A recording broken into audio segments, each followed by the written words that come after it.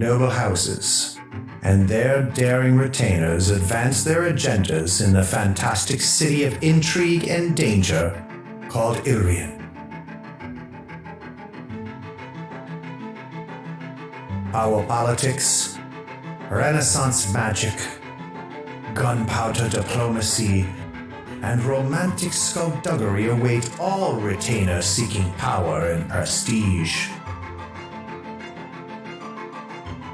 We, the talented retainers, embroil ourselves in the exceedingly polite civil war that eternally unfolds in the streets. We risk the ire of the other noble houses, the criminal underworld, and beings stranger still. Our loyalties are challenged as we are torn between duty, the lure of power, and the siren call of our hearts. What will we risk to rise to the top? What will the great game take from us along the way?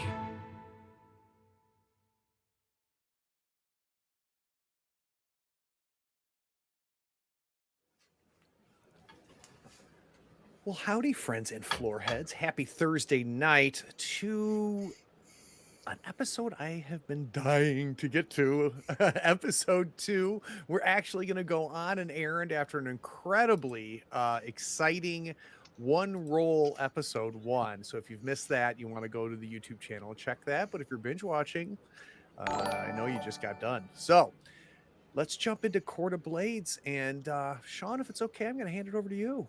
Sure thing, yeah. So we're going to begin the night with another establishing shot because, it's been a minute. So just real briefly, we are going to find ourselves in another flyover shot because I love these, right?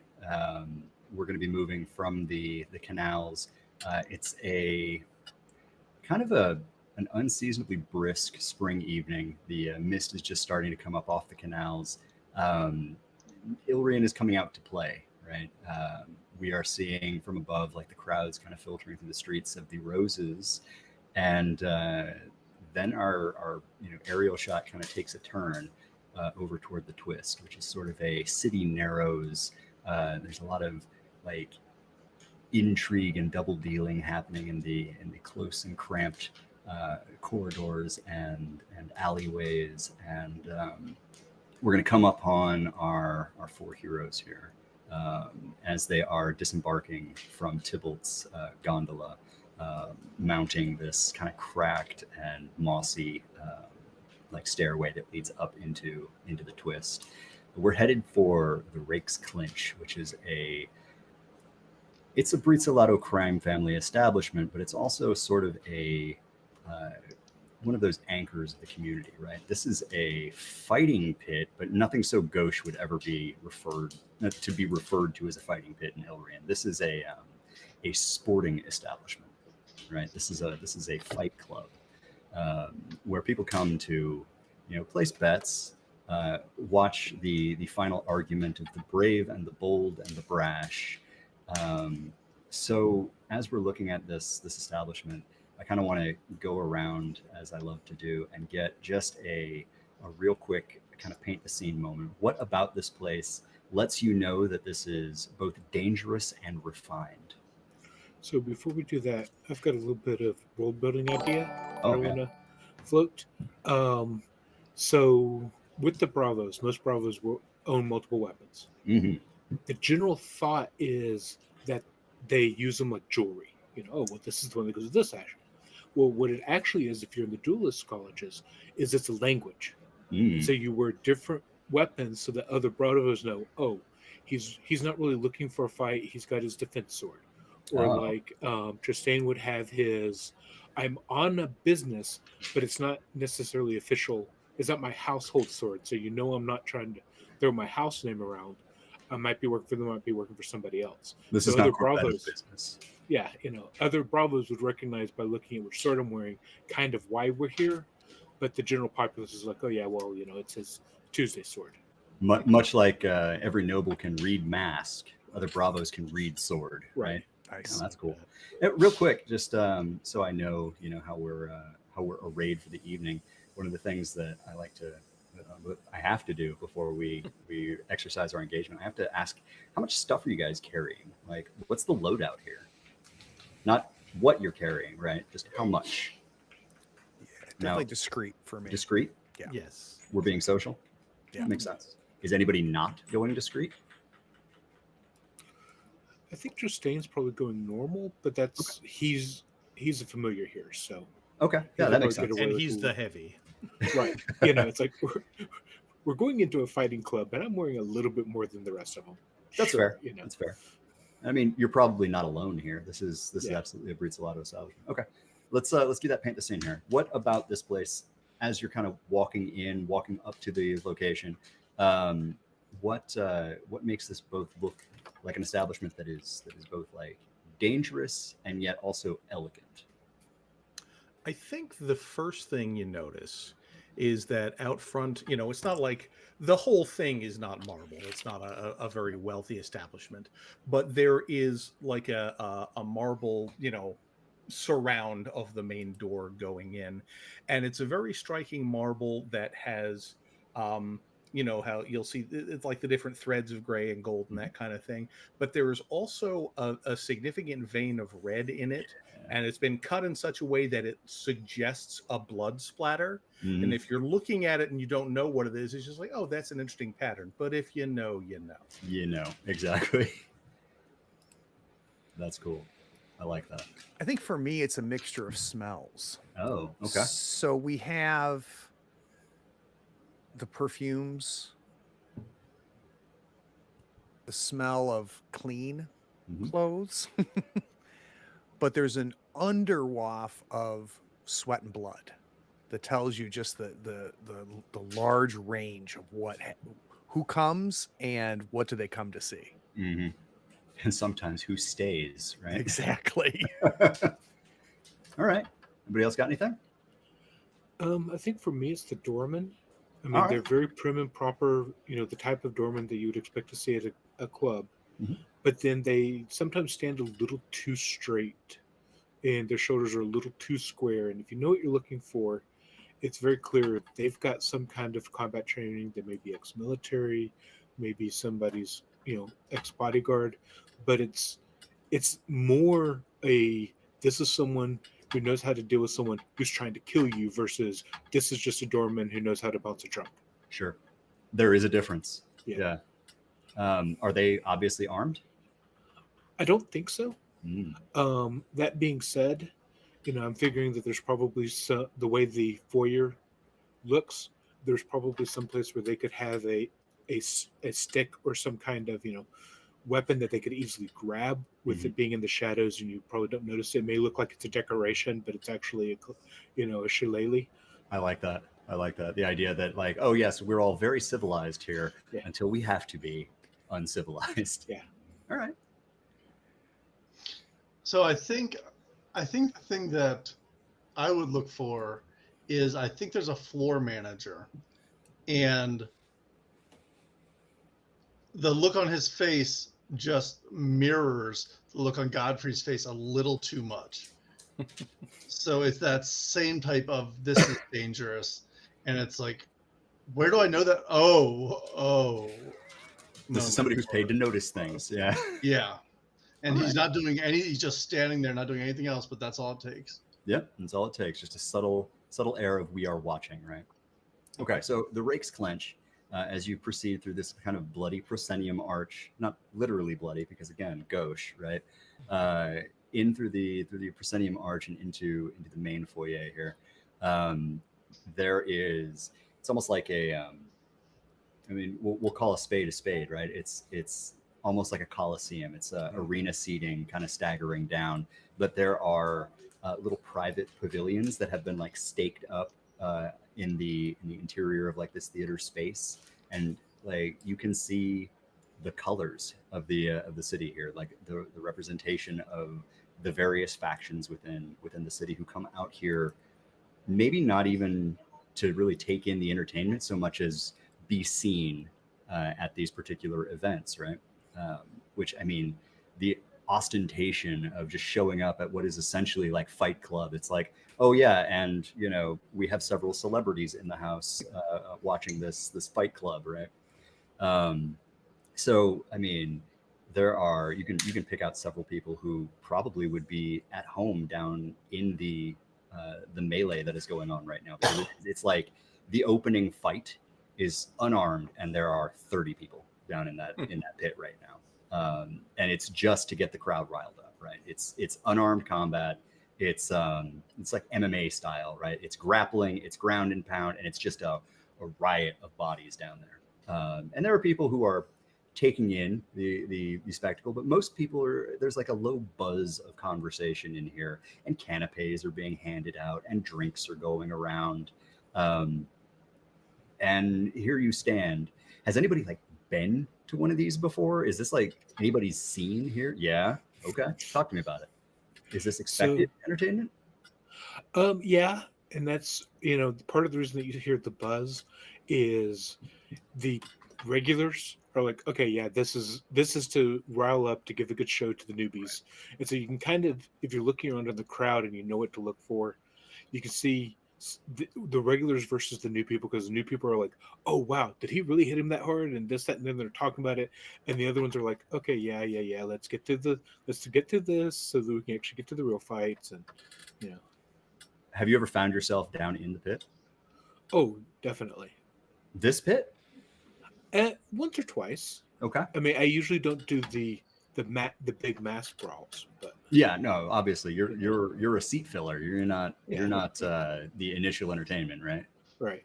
Yeah, because I mean, again, Corvetto retains you for your skills, right? Yeah. No, this is much more about up and comers. So the people down in the pit, that's part of what they're looking for is, hey, maybe one of the noble houses will notice me. And who's more likely to recognize you here? One of the fighters or one of the spectators?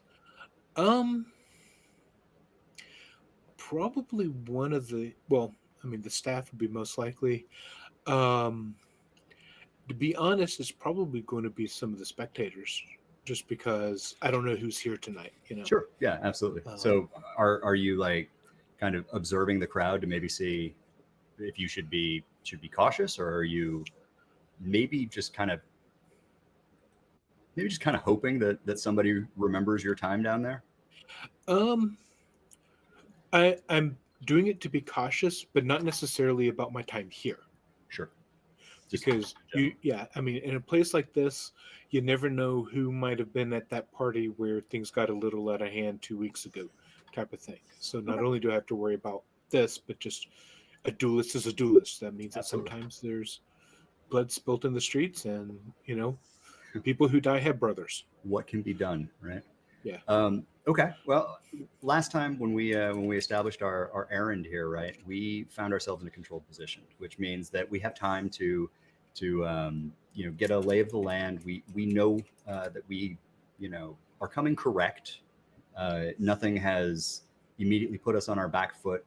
Nothing exposes us to risk or anything like that. So now is the point where I ask, like, what is your preferred approach here? Are you looking to like get an audience with the big man? Are you Compe, the person who is the lead that the Blue Devils and Blair, your fawning noble, set you to go and find? Are you still kind of gathering information here, seeing who's who, what's what? What are we seeing in this first scene? Are you Godfrey's doing two things. One, taking an inventory of faces, and for two reasons. One, identify who's here, threat levels, friction levels, all of that. Also, there's a lot of different Godfreys, and I need to start figuring out which Godfrey is here, which face we need to be wearing, right? And what station I'm going to be, what approach I'm going to be if this person comes to me versus this person. And then the other thing I'd like to do is also assess exits. So if for some reason the four of us need to get gone, I would want to be the one to know where that is. Sure. Yeah, that makes sense. Absolutely. And I mean, you're a trained eye, so I feel like this is like breathing, right? Knowing where the exits are, where the points of friction are. I'll tell you right now that this place is not built so that any looky-loo from the passerby can look in and see what is going on.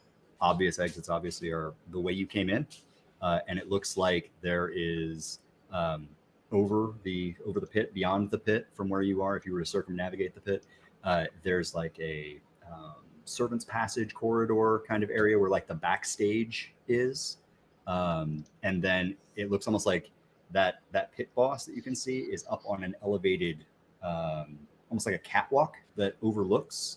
And there's an office all enclosed in like glass above that, and you can see that is like the pit boss's office. It looks like that might connect to some further structure beyond, but that's what you got from casual observation. Now, as far as who is here, I feel like there might be an action roll here. Okay, great. Not like a perception check or anything here, but like. Right. How are you accomplishing this? Are you doing this in a more social way, or is this like, are you finding your marks? This is going to be a survey. Survey. Yeah, I'm going to keep things quiet. Sure. So I think a survey here is controlled, and I think it's standard, at least as far as like the who's who of who you might deem important would be a standard here. Okay. So that's a 5, which means that we're looking at a partial success. So I can tell you a couple of things, and then I'm going to tell you something unfortunate. So among the revelers tonight, we have 2 houses of the Esaltari are in attendance. So 3, if you count Corvetto dispatching their retainers here, right?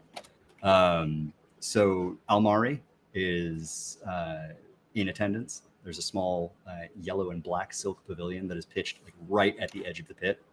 And it looks like Ravi Almari, like one of the young princes of the house, is in attendance with a couple of his flunkies, his hangers-on, his hype men, basically.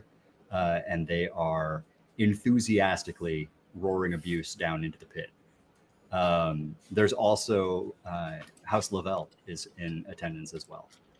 House Lavelle is pitched up toward the back, and it looks like there are a couple of younger nobles of the house in their, half masks with their jeweled filigree and everything, and they are, waving fans and taking things in, and like every now and then the fan comes up to cover their mouth as they turn to whisper something, and then continue to completely disregard the pit and do exactly what you're doing and see who is here, who they are with.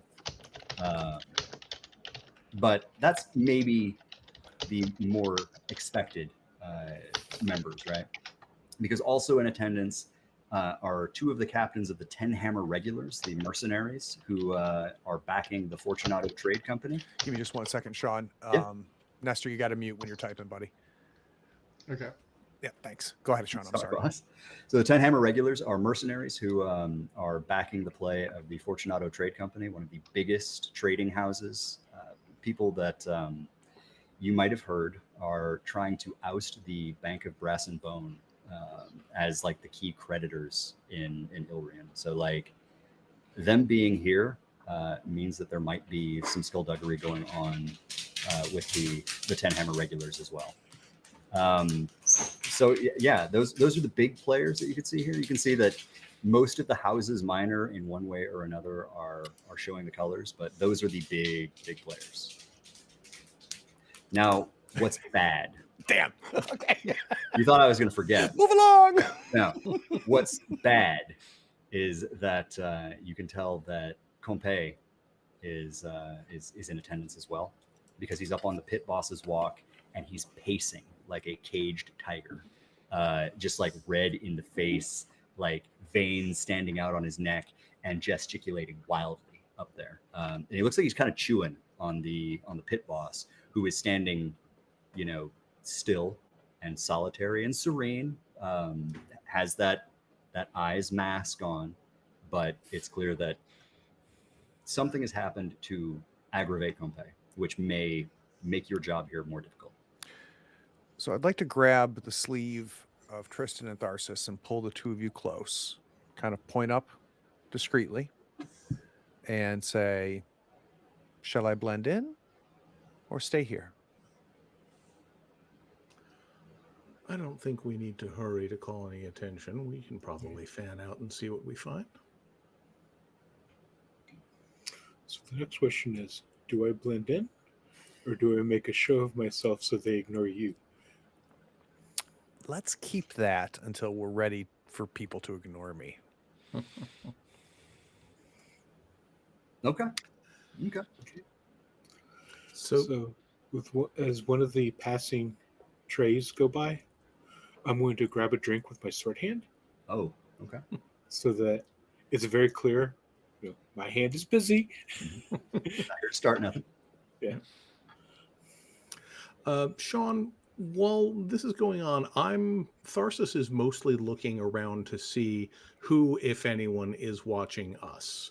I mean, I'm certain that there are going to be some people who notice, oh, there are some, Corvetto folks who are here. What I'm really looking for is if there are any obvious reactions. Like, does somebody see us and turn white? Do they start, heading upstairs to talk to Compay? Is somebody leaving out the back door to contact someone somewhere else? Right. Basically, is there any obvious overt reaction to what? Is there any reaction to four probably well-dressed and well-kept young gentlemen about town? Now, are we going here like clad in Corvetto raiment or anything? Because I'm assuming that we are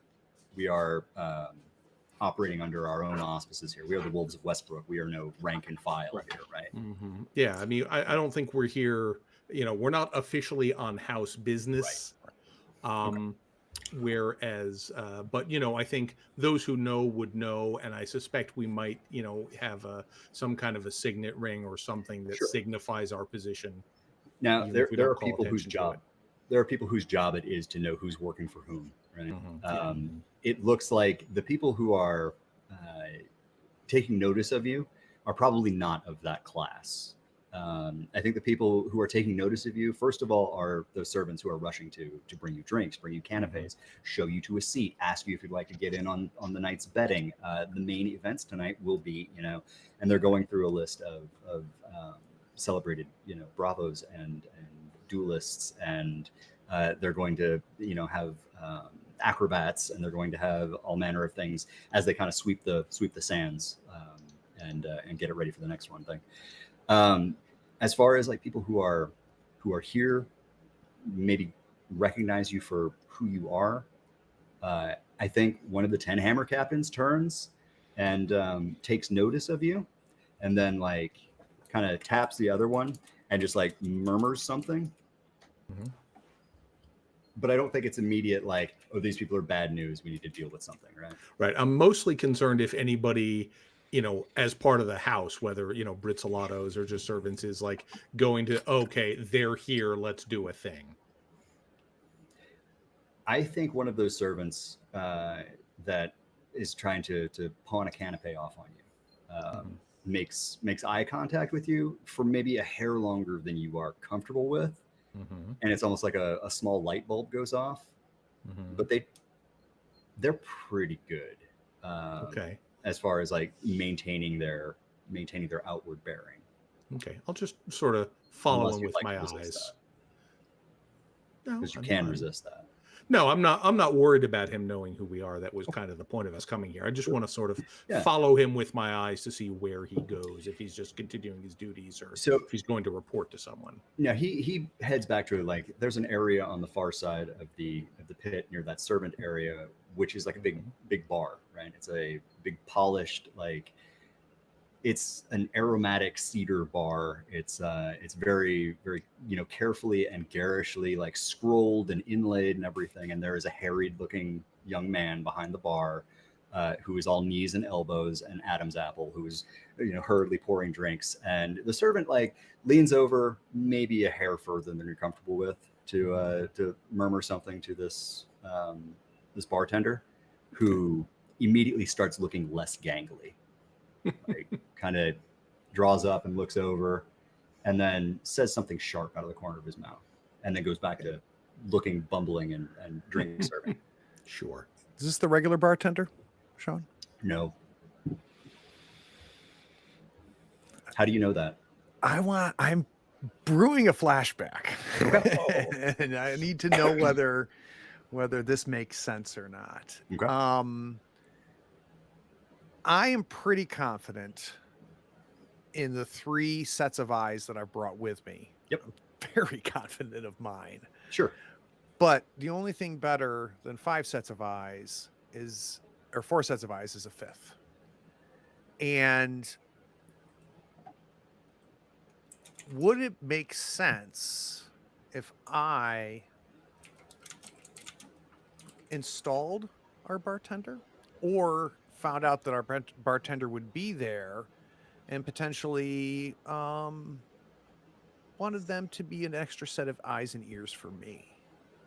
Certainly. Yeah. I think that makes sense. Who is this person? So he goes by Still. Still. Yep, Still. And I think Still has been wanting to be the head bartender for a while. Sure. Still has a love of the art, a love of the social. He's just not great at it. And he also loves the coin. Oh, wow. So I knew that. So in my mind, my flashback would be making sure that Still had the coin to do what I needed Still to do. But I think I also need to make sure that the head bartender didn't make it in tonight, and we got an unexpected promotion for Still. Okay. What happened to the head bartender? Because that determines how much I can make this flashback cost.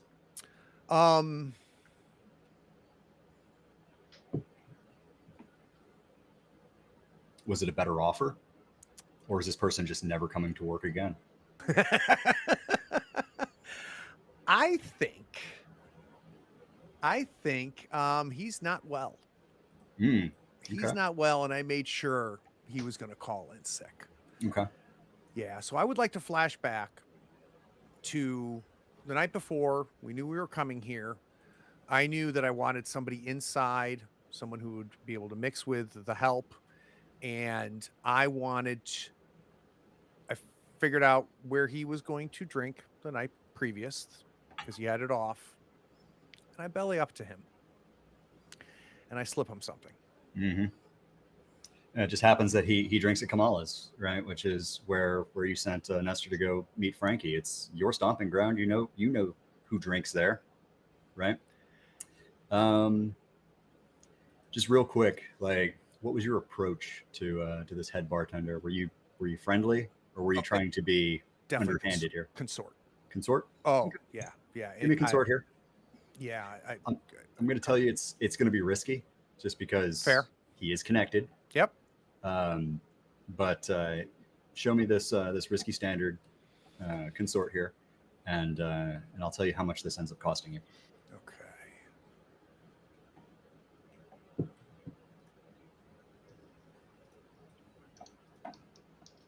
Big fan of the 5s. Big fan of the 5s. I love 5s. 5s make this game go round, baby. Okay, so I'm going to say that if I can complicate your life, I'll give it to you for 1 stress. But if you want it to be clean and clear, and I can't use this to hurt you later, that's 2 stress. I'll take the 1 stress. 1 stress. Okay, mark it. He came down with a terrible 24-hour bug. He'll wake up and probably think that maybe he shouldn't tie one on at Kamala's between shifts again. But you don't think that he'll remember you. At least that's what your fixer, your apothecary friend told you, that he'd have no memory of who he was with the night before. No Full resistance. stress. That's perfect. Love it. Okay. So seeing the conversation happening between who eyeballed Tharsis and Still, Sure. I would like to casually move my way to get us some drinks. Okay. So as he's heading off, right? I think that there's a bookie, right, who is coming up to see if you want to place a couple of bets just to make the night a little bit more interesting, right? So he's trying to pushing a card into Nestor's hand, because I think Nestor is the one who probably looks like the mark of the three remaining of the coterie, right? Oh, for sure. So he's pushing a card into your hand, and it's all very much, yes, good master.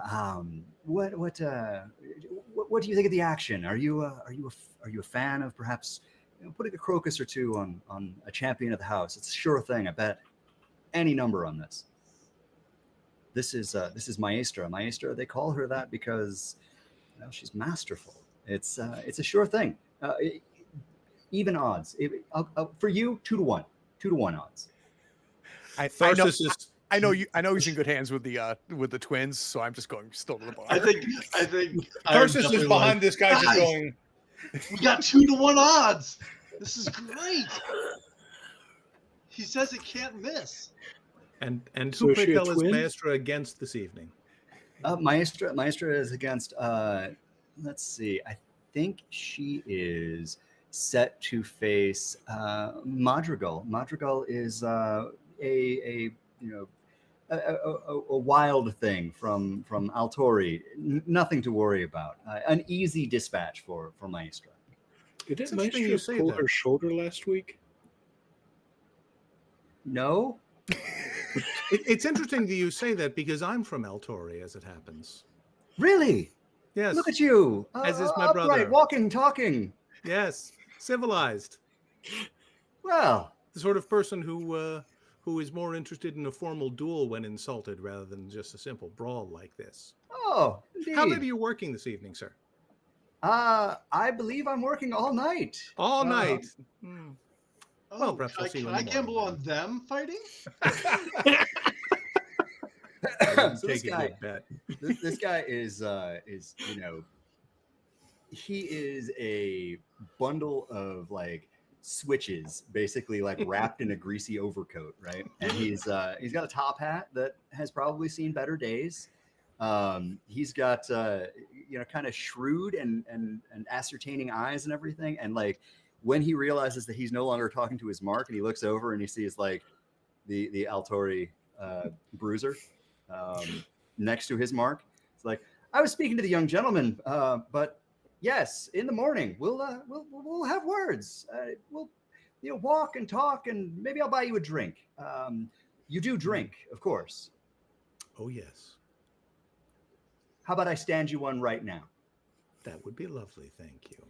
What about you? Were you thinking about maybe betting on steel tonight? I haven't decided yet, but I know where to find you if I do.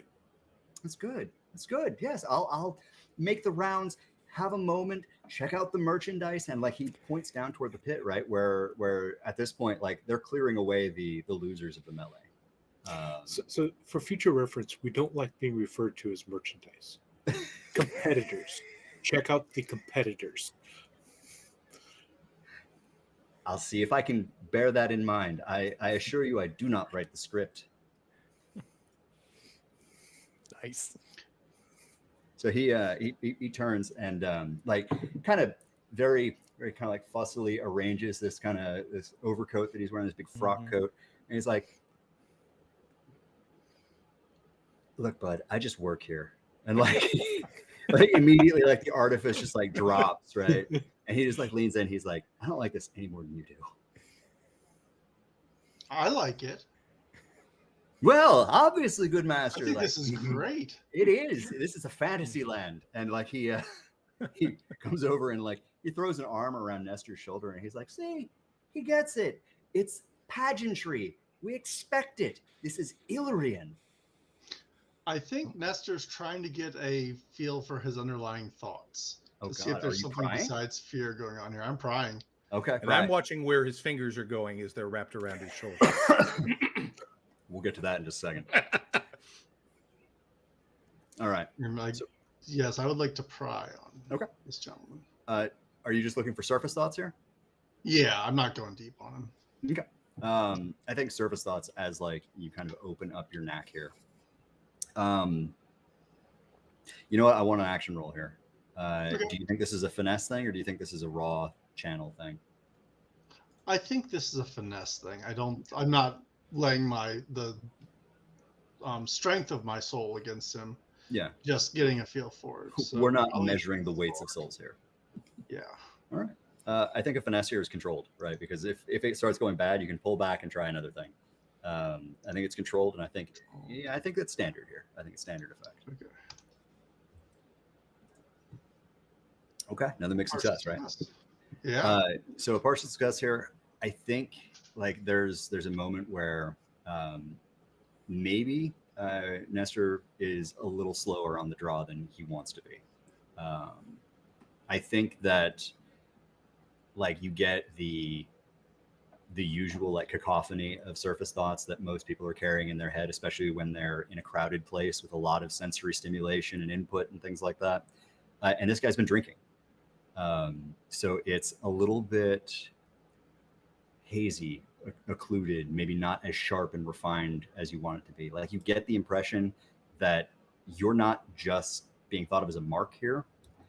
You are a target, right? Like somebody has, like, what you get from the cacophony of voices, like high in there is, this is the one. Yeah, this isn't about gambling. This is about something else. Yes. Now you could push, right? You could push on, but you would be in a risky position if you wanted to see anything further than this is the one. I think Nestor kind of backs off. He doesn't want to flare his gift to the world right at this moment. Okay. Or even just to this guy, right? Yeah. Okay. Fair enough. Yeah. I mean, he has his hand draped over your shoulder, and he's leading you toward the edge of the pit, right? To kind of like see the combatants that are coming out, and they're taking a slow walk around the edge, and like, you know, there's just a bear of a man down there with it looks like he's got a buckler in one hand and like a dirk in the other, and like that those are his armaments, right? There are a number of people who are flourishing dazzle shine treated rapiers. There are a couple who have their big cavalry swords that are probably fresh from Rignol's Rovers, the celebrated mercenary company. There's a lot of combatants that are on display right now. And he wants to like, you know, tell you their stats and like, you know, oh, this one, I've seen him take a door off its hinges with a single blow, right? And like just going down the line and like, yeah, that's Otranto. You're going to want to watch that one. He always dispatches everybody with he does a sort of, he kicks one leg out and he runs up that leg and flips over it. You have to see it, right? And like just going through all these people.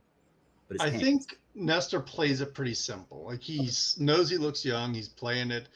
Gee whiz, man, you sure know a lot. Golly, jeepers. But he does, like, it's one of those things where I just figure if I keep him talking, it'll be very obvious to the twins whether he's just absolutely full of it, and maybe they'd get an idea of what the actual goals are, even if I wouldn't. Sure. And Tharsis, you're sound like you're just like right behind. Definitely keeping an eye on him. Yeah. Okay. So you're playing sheepdog here.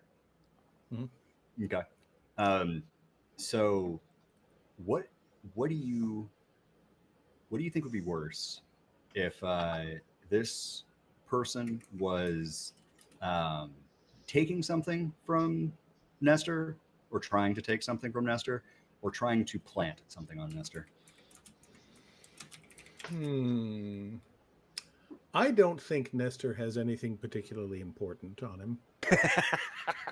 I mean, I don't know anything about Nax. He might have something that keeps his magic under control. That's not really my concern. So I'm really more concerned about something being slipped into a pocket. That's cool. All right. Yeah, and I think it's not even something that is slipped into a pocket or a pouch. I think when like he puts his hand around Nestor and like leans over, you can see that he. Tell me about like the best sleight of hand person that you have ever like brought in as a bounty. Um, Probably Garrick. He was a guy who, he was one of those guys who worked a street, but was never like literally no one remembered seeing him. It's not Mm. like he ever like did big distractions or had a partner that did it. He just had a knack for knowing when people were looking the other way. It's good. It's good. So this guy is phenomenal, right? Like the manual dexterity that he has, like he somehow, like you can tell just barely that there was something in his hand before he went to like put his arm around Nestor. Mm-hmm. And when he pulls it away, like he's gesturing with that hand, it's open, and then it's weird because it's like it's back like between his knuckles, you think? Like there's something that he's concealing, and then like he finally like goes in and gives Nestor like a pat on the back, and then like open-handed, like perfectly honest and earnest, right? But he walks away and he like shakes his hand up, and like that's whatever it was that he was holding is gone. Okay. So as he wanders off, Tharsis will kind of come in and just sort of lean over and sort of with his left hand, he's taking the betting card as though he wants to look at it, Sure. and he just throws it away. Wow. With his right hand, That was mine. with his right hand, he's How am I like gonna get rich? running his hand over like that part of his back, chest pocket, hip pocket, maybe anything that something might have been dropped or slid or. Tharsis is like giving you the once over here, Nestor. Like, Yeah, he's not being particularly subtle about it. Yeah, and it's not like he's explaining himself to you or anything. Every time I make a friend, you do this. If you ever actually make a friend, I'll let you keep him. I appreciate that, I think. So you're just gonna let him pat you down like in front of everybody? I think so. I think I've learned to trust their instincts enough on this. Take level 1 social harm embarrassed. Nice. I think like there's a titter off to one side, right? And you hear the word nursemaid a couple of times. Not like haranguing you personally, but it's clear that like people are seeing that, and maybe that's you are slightly less in their estimation now, right? Like you can't play with the big boys. Oh, yeah. Well, Nestor has no interest in playing with the big boys. That's perfect. Okay. So I think when you pat Nestor down, right?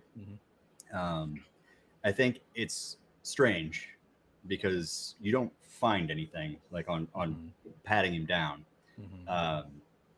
But there's a residue, I guess, is the best way I can describe it. Like there's something kind of viscous, a little oily that is just kind of like on his collar, just right here. And it's not even like a lot. It's just almost as if like somebody opened their poisoner's ring and like gave him a little drop of something just on the collar. Do I have any recognition of what it is? I don't know.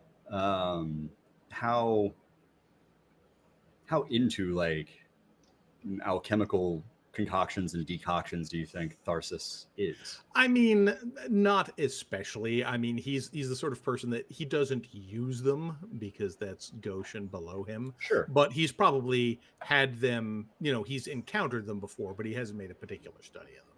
Okay. Yeah.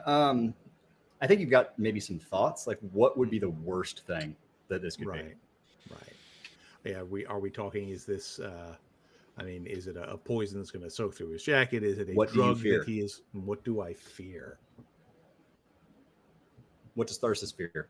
Like Tharsis has been around. He's probably drug in some people who are not nice. Oh, for sure.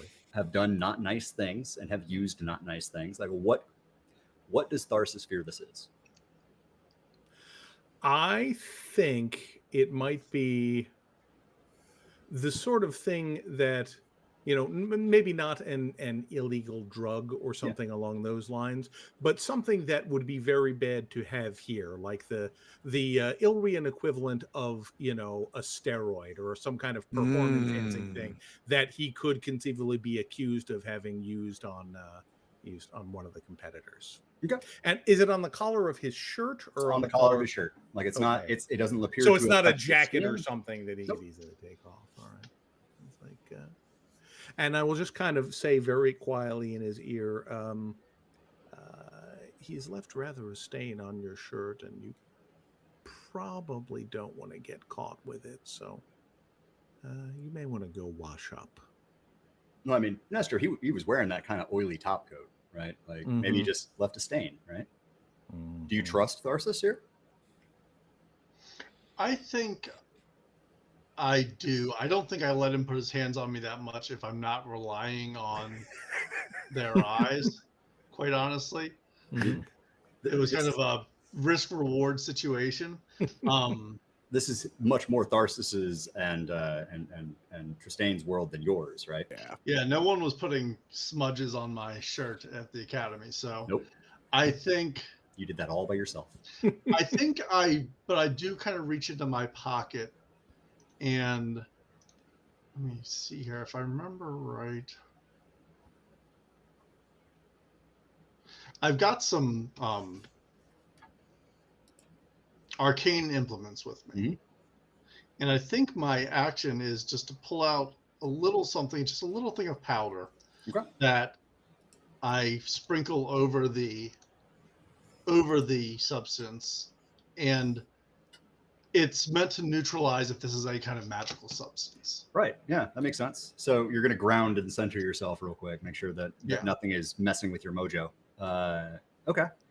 Sean, can we quickly talk about how gear works in Court of Blades? Yeah, absolutely. This is actually one of my very favorite things. When you begin an errand in Court of Blades, you establish how much stuff you've got, your loadout, right?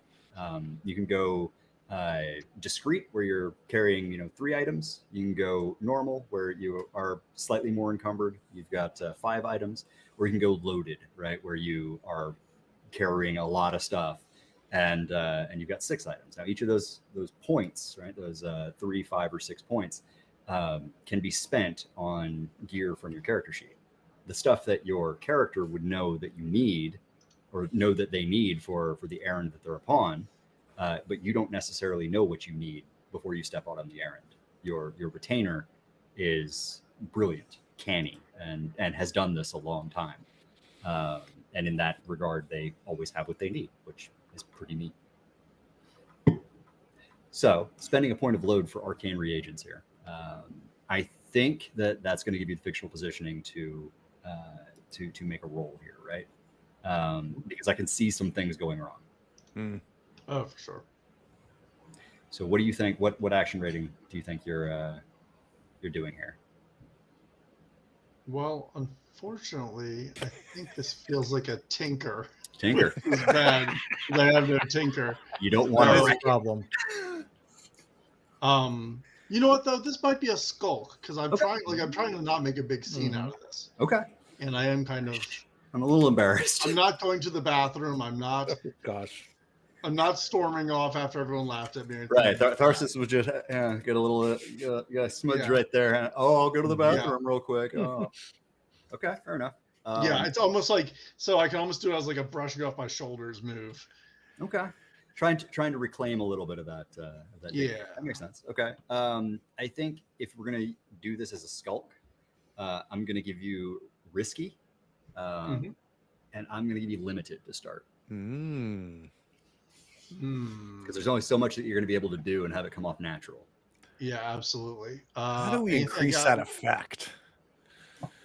We can push. We can trade position for effect. We can take a lady's favor. We can. I'd like to know what we got least favor wise on this. All right. The lady's favor here is that I'm going to start a clock, which is the Bank of Brass and Bone arrives, and I'm going to tick it twice. Oh, that's a ticks. How big's this clock? We're gonna go with a 6-part clock. I think I'm just gonna push on this one. Okay, that's fair. This feels So mechanically, Nathan, what's that mean? that's 2 stress to get an extra die on it, which I'm gonna trade for effect. There you go. Trade a So die can for I effect. assist? You can push and get an assist as well. So I'm thinking, we were discussing that distraction possibility. I'm going to, start, oh wow, and trying to get people focused on me, focused on the people while Okay. he's trying to do this real quick. All right. So we're gonna get a second where Tristane is gonna step to the fore and like, are you kind of pulling the same thing that the ringmaster back there was pulling, where you're starting to extol the virtues of some of these fighters, or are you like going to talk about their weaknesses? Are you going to start trash talking? Like, what's your angle here? So we're up near the front, you said. Mm-hmm. You also said that the Almari prince is up here. Yes. I'm going to start talking to his entourage about the people. So All that right. everyone's like, who's talking to the prince? Right. Yeah. Focused Yeah. on that versus focused on what. Fair. That makes sense. Yeah. In paying your stress for this assist, like it's it's going to work, right? But we're going to see how that shakes down in just a second. All right. So that's +1 die for the assist, and that puts us at risky standard with the push. And we roll. And we tinker. Oh, it's a partial success. Okay. Okay. So good news is that you managed to make it look natural. And better news is that you get the reagent onto whatever it was that was on your collar, and there is a fizz and a hiss and a pop, and then your collar isn't greasy anymore, which is nice. The bad news is that you got a little bit on like your skin, and there's just a little bit of almost like it's like a raised welt slightly. What was this? Do you have a name for this reagent? Like, I'll name it, but you don't want me to. No, I think it's powdered Bazor. I think it's a powdered Bazor. Powdered Bazor. Yeah, I mean, it is, right? It's supposed to be drawing whatever this thing is and rendering it inert, right? So this powdered Bazor is reacting poorly with your skin, right? Like it's not like harm or anything like that. It's just kind of itchy, and like now I'm gonna like I have this cool clock that I get to tick that is Bazor reaction, right? Yeah. So we'll talk about that as that goes on. We just get that quick kind of camera pan as it zooms in, and we see the thing start to fizz, and there's a slight fizz like on your neck and on your collar. And I'm sure nobody will notice. It's very. I'm gonna guess this is not the first time I've made this mistake. Do we have segments for this clock? I'll go ahead and make it. Yeah, it's a 4-part clock.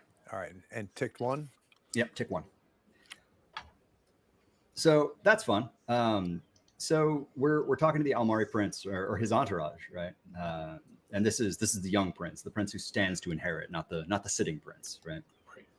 I figure I'm definitely not of rank to directly talk to him, but no, his entourage. Go to you. Right? Yeah. So quick question for Tristane is how familiar is Tristane with the Almari? Like, has Tristane ever like moved in that social circle? In that like the house itself is, in a lot of Ilrien's estimations, like not properly Ilrien, right? Probably not directly. In his youth, he probably like tried to sneak into some of their parties as well, they're the bad people. We're not supposed to go there. So of course, all the kids want to go to those parties. Well, yeah, they're the badasses, right? Like, but not enough that he would know their social customs necessarily and things like that. Yeah, absolutely. And I mean, by the same token, like the Almari are very much like a kind of an oddity in Ilrien, in that they don't really like playing like the social game. They don't like the petty underhanded sabotage. Like we're we don't have to treat our enemies like people. We treat them like a lion treats their enemies, right? Like that's our like we're very direct, and we don't necessarily. So I think there's a little bit of when you like engage them in conversation. I think there's almost a little bit of like gratitude, like, oh, thank God somebody is also excited about this violence. Clearly, like that's so. I think let's go with Rostam. Rostam is one of the hired bodyguards to the young prince, right? And as like you're talking up the fighters, excited and kind of like chanting and roaring along with them, or like, what's your approach here? I start with just, kind of polite conversation. Mhm. But as I see that they're starting to positively react to that, Yeah. I start building and trying to match their enthusiasm with the Yeah. idea of, okay, the best way to come off as someone they like is to be an echo chamber. Yeah. Nice. This feels almost like you're building toward like a consort role here. Right. Yeah, that's kind of what I was picturing for this. So. Mhm. Yeah. Building bridges here. Like we care about what these people are feeling, and we want them to like us, and that sounds like consort to me. Yeah, that's what I was thinking as well. Okay. I think you're controlled, just Okay. because like the fiction that we've established, like I don't think the worst, like they're not going to draw down on you or anything here. I don't think they're going to immediately like turn on you and be like, no, you can't stand with us. You can't stand with the cool kids table. I think the worst thing that happens is like, hey, I'm trying to watch the fight. Like, oh, I'm on the clock or whatever, right? Right. What do you think? What do you think these guys have to offer? Like aside from turning attention away from Nestor as he's pouring on his bezoar, what do you think these guys have to offer? I think maybe this is them being here is part of what's pissing off Compay for some reason. Mm-hmm. So me chatting with them, I might be able to get some information about what's going on with him right now that's caused him to be so irritated. You get that hot goss. I like that. Yeah. Okay, that makes sense. So pushing this. I think we're starting controlled, and I think we're starting limited. Okay. So could I drop it to risky to raise it to standard? How do you think that you could do that? What could you risk that would make this a little riskier? So Tristane isn't the face, right? He's a man of action. Yeah.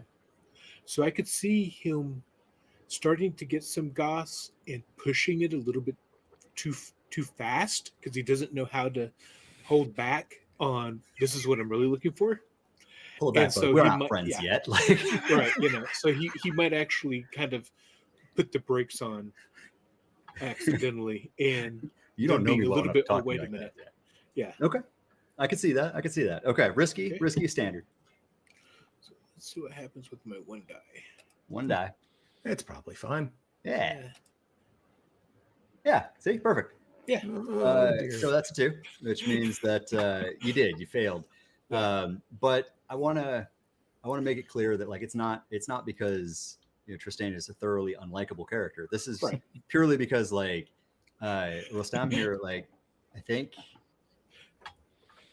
it's clear that like you're maybe there's a little bit where Rostam can like see you like turning and looking up at Compay and then like continuing to like, so what's really going on, right? And like, but what's really going on? Yeah, it's this is Tristane's trying to be Godfrey, and to be honest, there may have been one time when he was talking, and he just kind of pauses and he looks at Godfrey for a moment to think, how would Godfrey handle this? And then he'd continue, and he's like, okay, he's looking over at that guy for clues. Okay, what's going on here? Yeah, right. So like Rostam like feels that maybe there's an ulterior motive, and like I think Rostam for his part, Rostam like smiles and he nods and he's like, it's it really is. It's a very complicated situation. It is maybe not something that I would discuss while I am on business. What is your name? Godfrey. Godfrey. And like he leans in and he looks you up and down, right? And he's like, maybe we'll talk about this again, and maybe next time when we speak, we'll speak Maur. And this is an Ilrian. This is a really kind of a rude Ilrian idiom, right? To speak Maur is to imply the threat of violence, right? So like, if we come back, understand that we're going to be speaking Maur. It's like, if we come back, we're going to break your legs. Right? I understand.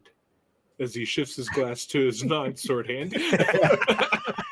And like, Rostam takes notice of that, right? And he's like, I think we understand each other better than we think we do. Yes. It's a common tongue, I think. It seems we were both men of action, not men of tongues. Yeah, and like unless you'd like to push back at like Rostam here, unless you see a way that you want this fiction to develop, like I think Rostam is going to be like, he's going to move a hand to like his sword, and he's going to turn and very like pointedly watch the fight. Oh no, actually Tristan was about to say, good evening and good fights. And right. Back away. Clearly, we're done here. Yeah. Okay. Well, that was fun. Yeah. I think what you got out of Rostam is like clearly on edge and looking for somebody who's going to make a problem, like you would expect a bodyguard to be at one of these things, right? Meanwhile, over with the real Godfrey, you're talking to Still, right? So Still does Still look up and like give you the nod, or do you think what's your relationship with Still here? Like he's supposed to be your eyes, right? Yeah, it's transactional. Still has no love for me other than what's in my pocket and how to get it to his pocket. Help me with the pronunciation. Is it Fiore? What is the Fiore? Fiore. So I come and I'm very polite. Still is taking care of customers. We make eye contact. He understands. Gives you the one. Yep, discretion, of course. And then I'm ready when he approaches. Okay. Yeah. He comes up and he slides a glass across the bar, and he's like, I think I know exactly what you want, brother. And he slides over a little paper coaster, right, underneath your glass, and underneath it is a note of like all of the people that he has been watching for you, right? The people that Godfrey was like, hey, these are the people that I need to know. Just off the top of your head, like who has still been watching for you. And I'm gonna pull that out, fold it, put it in my pocket, and go, oh, I'm sorry, I dropped it. Yeah. Lift my glass, let him put a fresh one under there. A few things. One, I have friends, so I'll need 3 more. He reaches behind him and like palms one of the bottles and pulls it around and begins pouring drinks. And we spoke of the laundry, and what I'm referring to is I told him I wanted a server's clothing available to me behind the bar. We got the laundry done. Oh, absolutely. Our laundry is the finest in the city. You know how the Brizzolato operate. We live to serve. And I'm going to kind of hint up to Compay and go, any sense of why things are so agitated? He, kind of gives a shake of his head, like off to one side and then the other, and he's like, there are tensions. You know how it is. Anytime there's business, there are always 2 sides. Poor Compay finds himself in the center more often than not. Not knowing anybody else at the bar, I'm going to go, I want to buy a drink for him, them, her, and her, please. Absolutely. And on the standard tab, I imagine. Oh, no, I'll pay cash. Oh, what a charming custom. Like, I think he, pushes like the tip jar, basically, like the little wooden bowl that the people who are bringing petty cash can drop for service and everything. He pushes that in your direction, and he goes to busy himself about those drinks. He's like, laundry should be at the in the back room, just as we set up. Very obnoxiously, because not only do I want Still to see that I'm overpaying, but I would also like the 4 people that I just bought the drinks for to notice I'm overpaying, and I put it into the bowl. Excellent. Gather the 4 drinks, mine as well. Mm-hmm. Carrying them like at some point in my life I was a server, which we got a hint at the coffee shop. Yep. And with ease, taking the 4 drinks to meet with my compadres. Okay. So when you all kind of like rally back up, right? So what is the shot that we have here, right? Because I think we see drinks like going around. Is anybody actually drinking? Oh, I'm God drinking. forgives. I mean, I'm not drinking. I'll sip it. I'm not shooting it. All right. I think Nestor does say, I asked for the red. Okay, so we're playing up like the noble scion here, right? If you don't slow down, Nesta, it will be red. Temper. While there, I would like to get some sort of coverage from the 3 bodies, activities, drinking, and stuff. I would like to look at the names that were given to me, unfold it discreetly, and get a sense of what my big takeaway is. Okay. What stands out. So the landscape that Still has set you up with, right? Yeah. Right now there is like Compé is upset because he's got a side action working. Apollo came in and seems to be upset with him, and that's all rolling downhill. Compé has stepped out of line, has undertaken something under his own auspices. Apollo's not happy, and Apollo has reached out to the aggrieved party, right? So the 1,000-mile or the 1,000-foot like overview of it all is that Apollo knows that Compé is bucking for a promotion, and Apollo does not approve of striking higher than outside of Compé's league, right?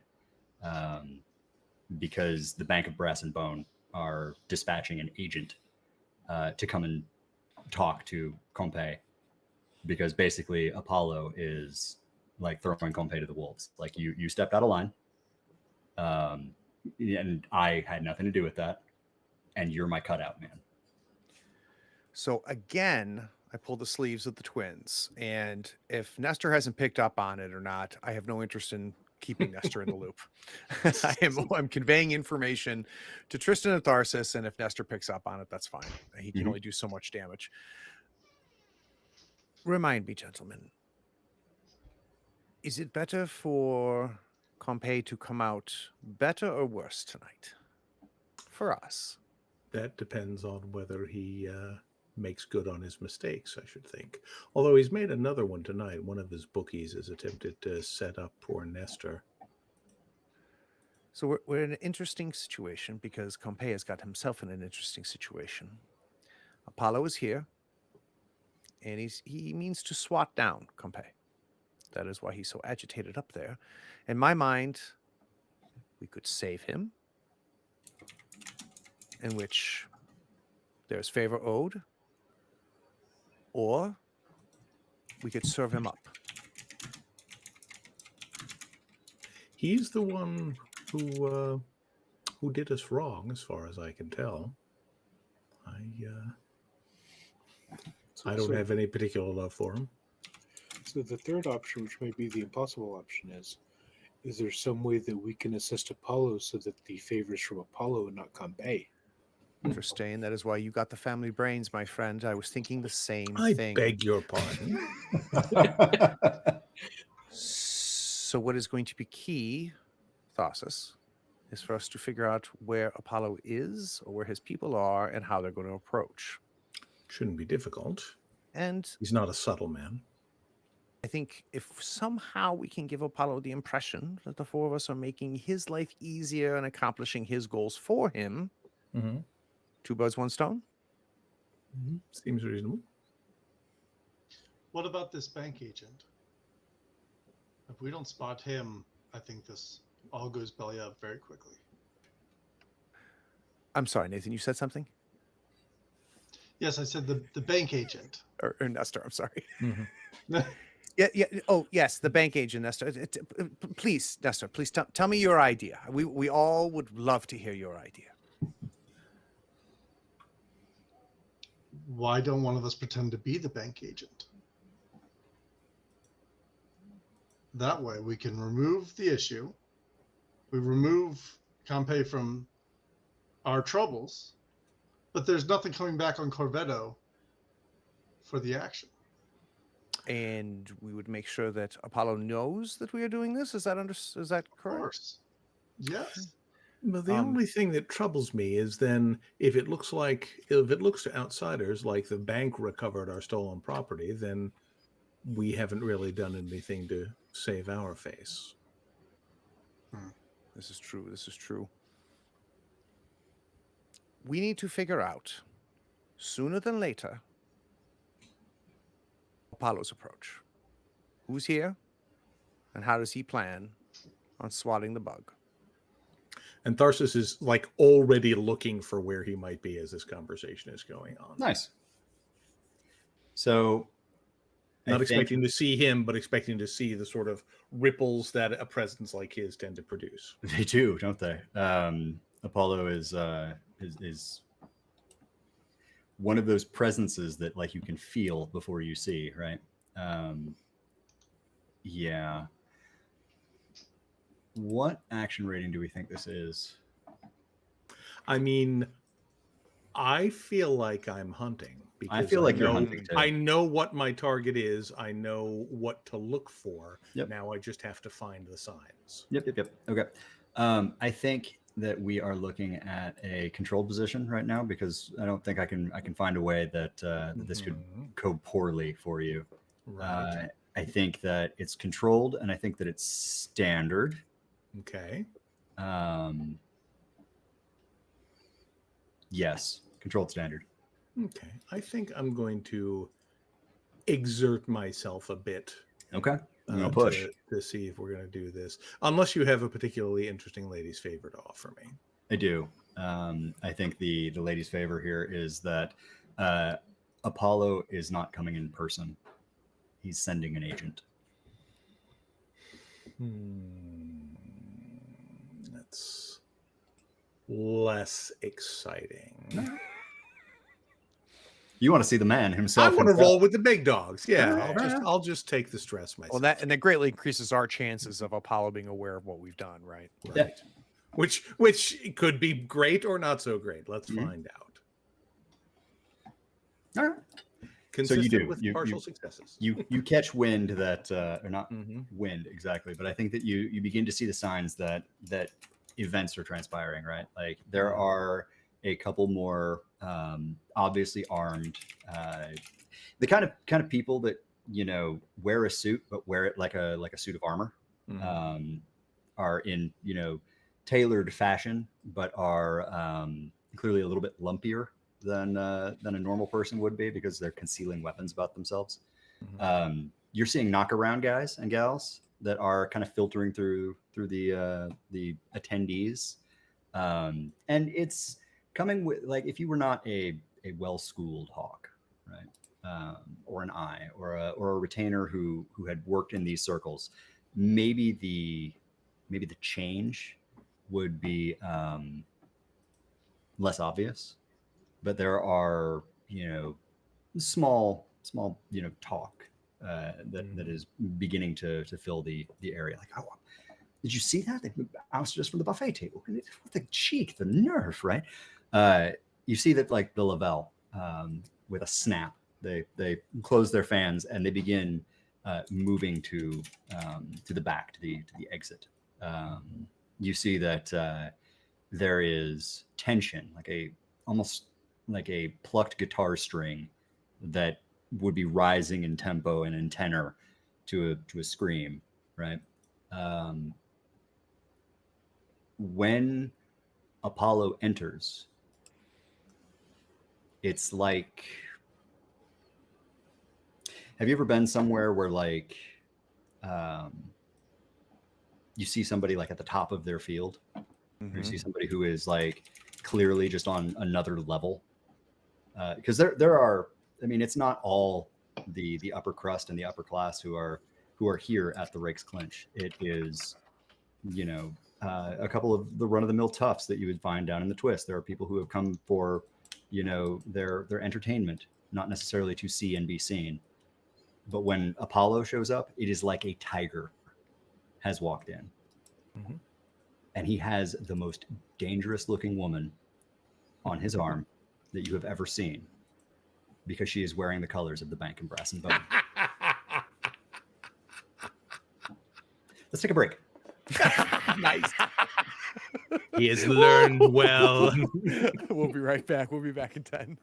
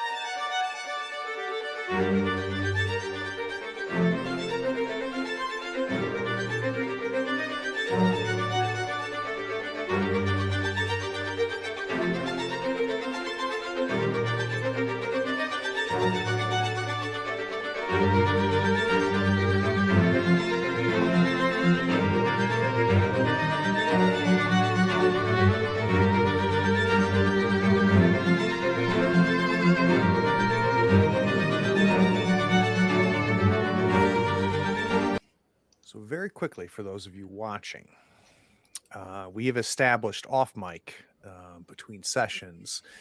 We have an internal chat, and in there I made a comment that I needed a paramour before we started this endeavor. And I was trying to think, what would Godfrey have as a paramour? And Godfrey frequents the vice dens and has incredible respect for the services that are rendered in some of those vice dens. But when we talk paramour, we're talking about a very important woman to Godfrey, because his mother was a private tutor.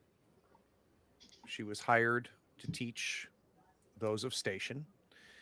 And as Godfrey was in his, early teens, they couldn't afford that, so he would accompany his mother. And one of the students that she taught was Nadia, a woman well above the station of his mother and of him. And Godfrey was invisible.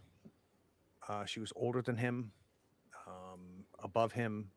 He was the child of the help, and Godfrey was infatuated, and it has never left his sights that if I'm on this planet for one thing, it is show her, and in the process the world, who I am. Now, unfortunately for the twins, they've heard this story more times than you just had to sit through it. The twins have heard this over and over again. So, as the four of us recognize Apollo walking in, as at least the twins recognize who Apollo is with, you see me immediately shove my drink into Tristan's other hand and go, I've got this covered. I'm going to reach out and touch your sleeve, as you've done several times already tonight. Yes. This is not the time. This, I think, is the perfect time. As a matter of That's fact, she's why here. this is not the time. Godfrey, you can't call dibs. How about this? You let go, and I will not only win Apollo's favor very easily, but I will, of course, introduce myself to Nadia. We haven't seen each other as adults yet. Apollo doesn't seem like a jealous man. I am charming. You're not going alone. Just to paint the word picture here, right? Apollo is a snake-hipped, built like Adonis, right? Lean whipcord with eyes that are just the eyes of a shark, right? Golden curls, black eyes, just seeing nothing but heartbeats in here, right? And there is a hush that has fallen over. He is a warm puppy compared to Nadia. Nadia is maybe 5'9", 5'10", just elegant, chiseled, sculpted. She has three adjectives in the Court of Blades book, and I want to read them for everybody real quick. She is shrewd, disarming, and terrifying. Exactly. Right? So like she is dressed in a gown, a sheath dress basically, with a long train that is being held up by two of Apollo's knockaround guys, and they look like they are in some way broken, right? Like it's just kind of eyes down and kind of not making eye contact with this woman, right? And she is smiling, and it is a dagger. Like nobody could wield a weapon more cruel than this smile that she's giving the crowd, because all eyes, like in a way that like people took notice when you walked in, because clearly you've got the quality about you, right? But the fight, like in the pit, has stopped. Like both of the Bravos have taken steps back and have turned, and one of them, that bear of a man with like a dirk and a buckler, like brings a fist sharply to a heart and like salutes Apollo Brizzolato. And you're making an approach. And if the twins are okay with us, you have seen me at my best, and when I'm at my best, it's when it's all business. When I am here for the house, I have a very clear goal. Nothing is distracting me. There's nothing that nobody better than me. Where I fall apart is if somehow it doesn't become all about business. And I think the twins have seen that, and the rush to just head over to that side of the Coliseum makes it very clear to the twins what's going on. And I would imagine even Nestor recognizes, oh, wait, that girl he keeps talking about. So it's like an always thing, right? Anytime you can work this into conversation, Godfrey Right. Brings it back to Nadia. Oh, no question.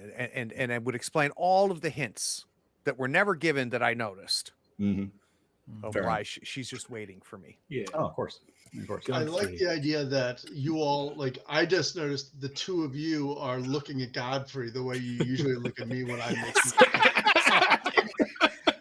And I'm like, oh, Godfrey's no. getting the kid's about to do something dumb. Watch. Yeah. You all taking those positions. Godfrey, my friend, I understand your fondness for this woman. Mutual fondness. Continue. Sure. I think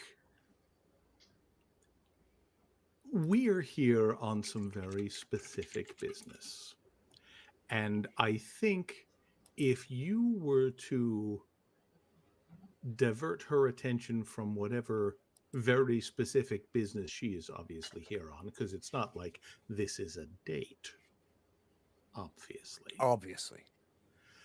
So she's clearly here working on something, and I think the last thing you want to do is make her life more difficult in an important situation such as this one. Or Here it comes. we mentioned two birds with one stone. I just saw a third bird. Which means you'll miss all of them. Stay with me. Oh, I intend to. We win the favor of Apollo. Nadia sees that happening. So impressed. We squash our problem up there. Everything is taken care of. Lickety split. Honestly, I can handle it on my own. If you Summarize for me how you intend to do that. Guys, I'm convinced. He's got this. for the first time tonight, I grab your shoulder, Nestor, and I squeeze it. Listen to the boy. That hurts. I'm like so happy right now. I have Godfrey's. I'm so happy. So how about a third option? I'm listening. You demonstrate to her your skill, because I mean, obviously she prefers competent people. By going ahead and getting Kanpei off of that protected balcony down here, so she doesn't have to burden herself with walking all the way up to the stairs to get to him. That would be a long walk, would it not? Yes. And I mean, and in that dress, she might perspire. So I looked something at him, but you see me stop myself, and then I decide on Nestor, and I said, "She does not leave without me." Agreed? I think that would be a large mistake, but if you insist. Just all I need you to do is say it back to me. She does not leave without you.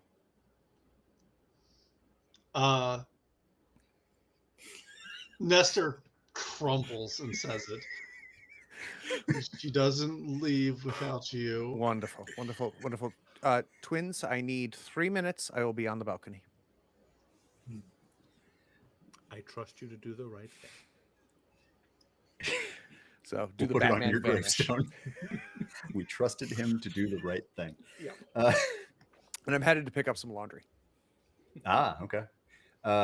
So like the hush that has like held the audience in thrall slowly begins to become uncomfortable. But Apollo has finished his like scan of the audience, and he like brushes it away. Fight on, and he guides Nadia, down the stairs toward the pit, and they look like they're on a course for the stairway. Are there any obvious knacks in Apollo's retinue? Yes, name them. One. We know that Sarum was part of the Britzlotta family, but we think he was working for Compay in this. Mm-hmm. So I think it's Sarum's brother. Ooh, okay. Jescal, I think is. Jescal. Mm-hmm. Yeah, Jescal is standing, and he's got. Remind me, Sarum is a blooded Ilrian noble, right? No, had come from the streets. Oh, and okay. When cool. we were in the academy, kind of had brushed off the connection to the Britzlotta family, but they had made a big show of it, but obviously had not actually shaken it at all. Interesting, because Jescal is wearing like a half mask. It looks like it is some kind of carefully worked, maybe bronze or brass that sort of fits close against skin on the right side of his face, and it's worked with a couple of devices that usually you only see on like nobles' masks. Like he has an orphan notch cut on the right eye. He's got the mark of the Skullum Naturalis, a war mage's mark on the right cheek, and he's got an indenture to the Bank of Brass and Bone etched right over the right eye. Jescal shouldn't be wearing that mask. Do I know who did?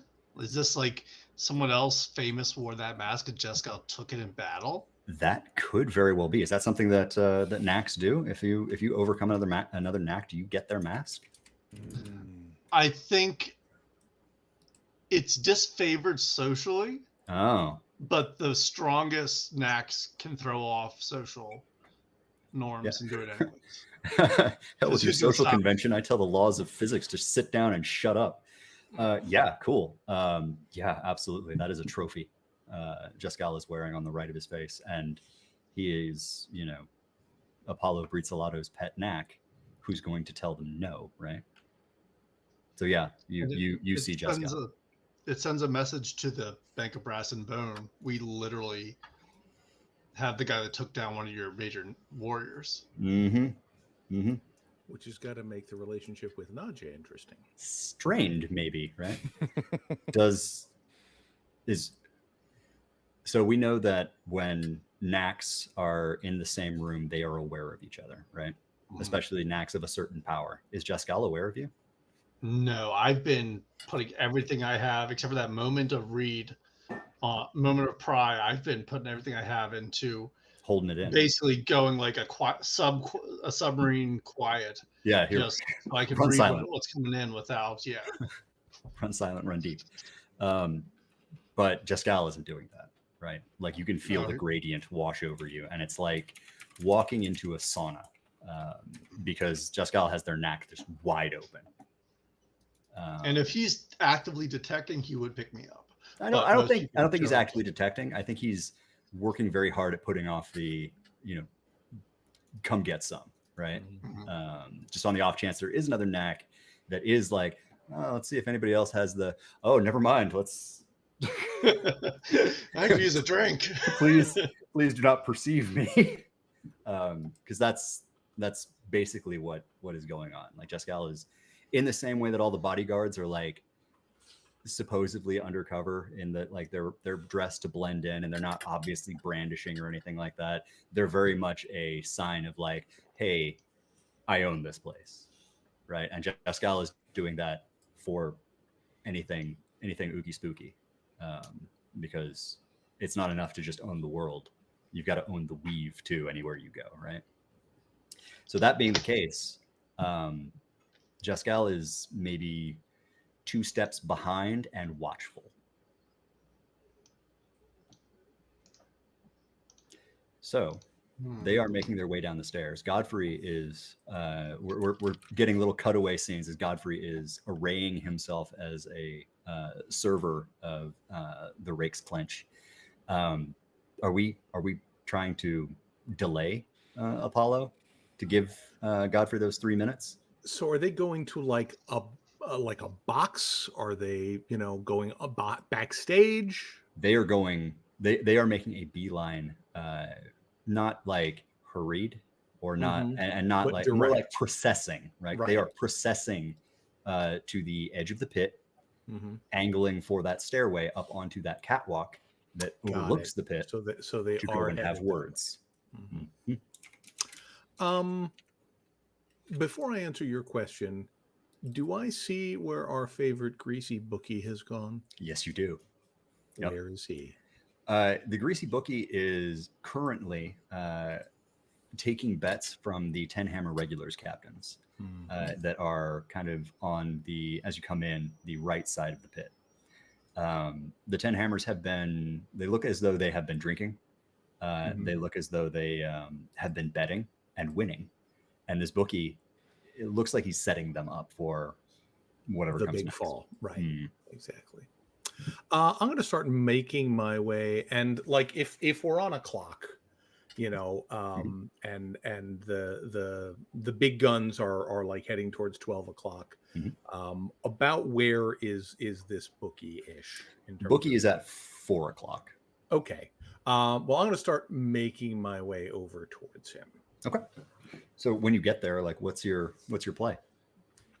I think I'm just going to stand there watching him, not being particularly subtle about it. Sure. And see how he responds. I think you see, the bookie getting buddy with one of these captains, and like clapping one on the shoulder and everything, and like laughing at a joke, maybe just a little too hard. Right.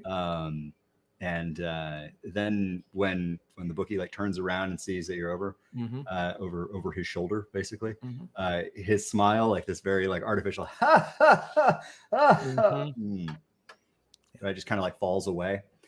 And I think he turns, and again, it's just perfect. It's almost like something that he keeps in a bottle that he can just like spread across his face whenever he wants to. He's like, excuse me just a minute, gentlemen. And he out of curiosity, is there any kind of stain or anything on the mercenaries? Yes. Sure. All right. As he comes towards me, I'm gonna just sort of slip past him and go to chat with that mercenary. And just, sort of, if I can get his attention, I'm terribly sorry to interrupt, but did you see that, man? He put that horrible stain on your shirt right there. So this mercenary kind of like sizes you up real quick and sees that like you're also kind of the rough and tumble type. And he if you had been just some silk swaddled noble who came up and said, hey, you got a stain or whatever, he'd be like, I Right. can blow it out your ass. But instead, he like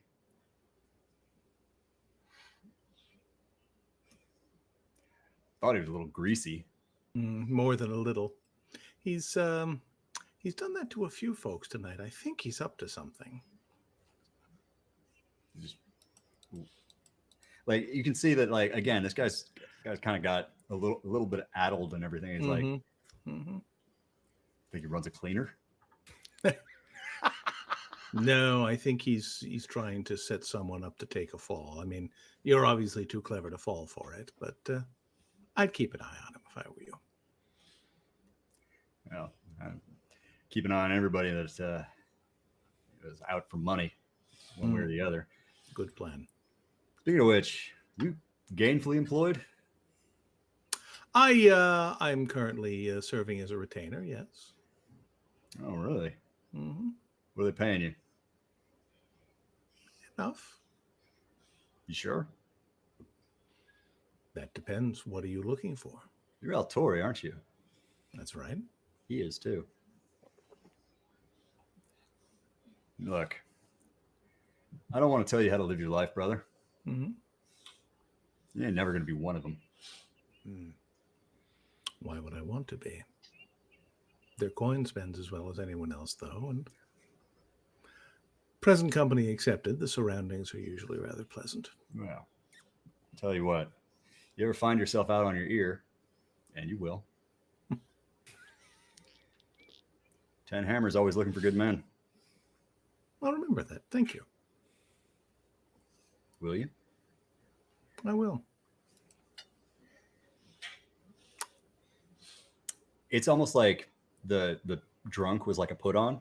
Mm-hmm. This guy immediately seems sharper, right? Mm-hmm. Because he kind of like leans in and he's like, when it happens, you stand on back. We got no fight with you. I don't want one with you either, but there are things one must do. I don't think it'll have any conflict with whatever you're doing. At least I certainly hope not. Okay. I'll take that. Mm-hmm. That might be enough for me. Let's both hope so. He's got a weirdness about him.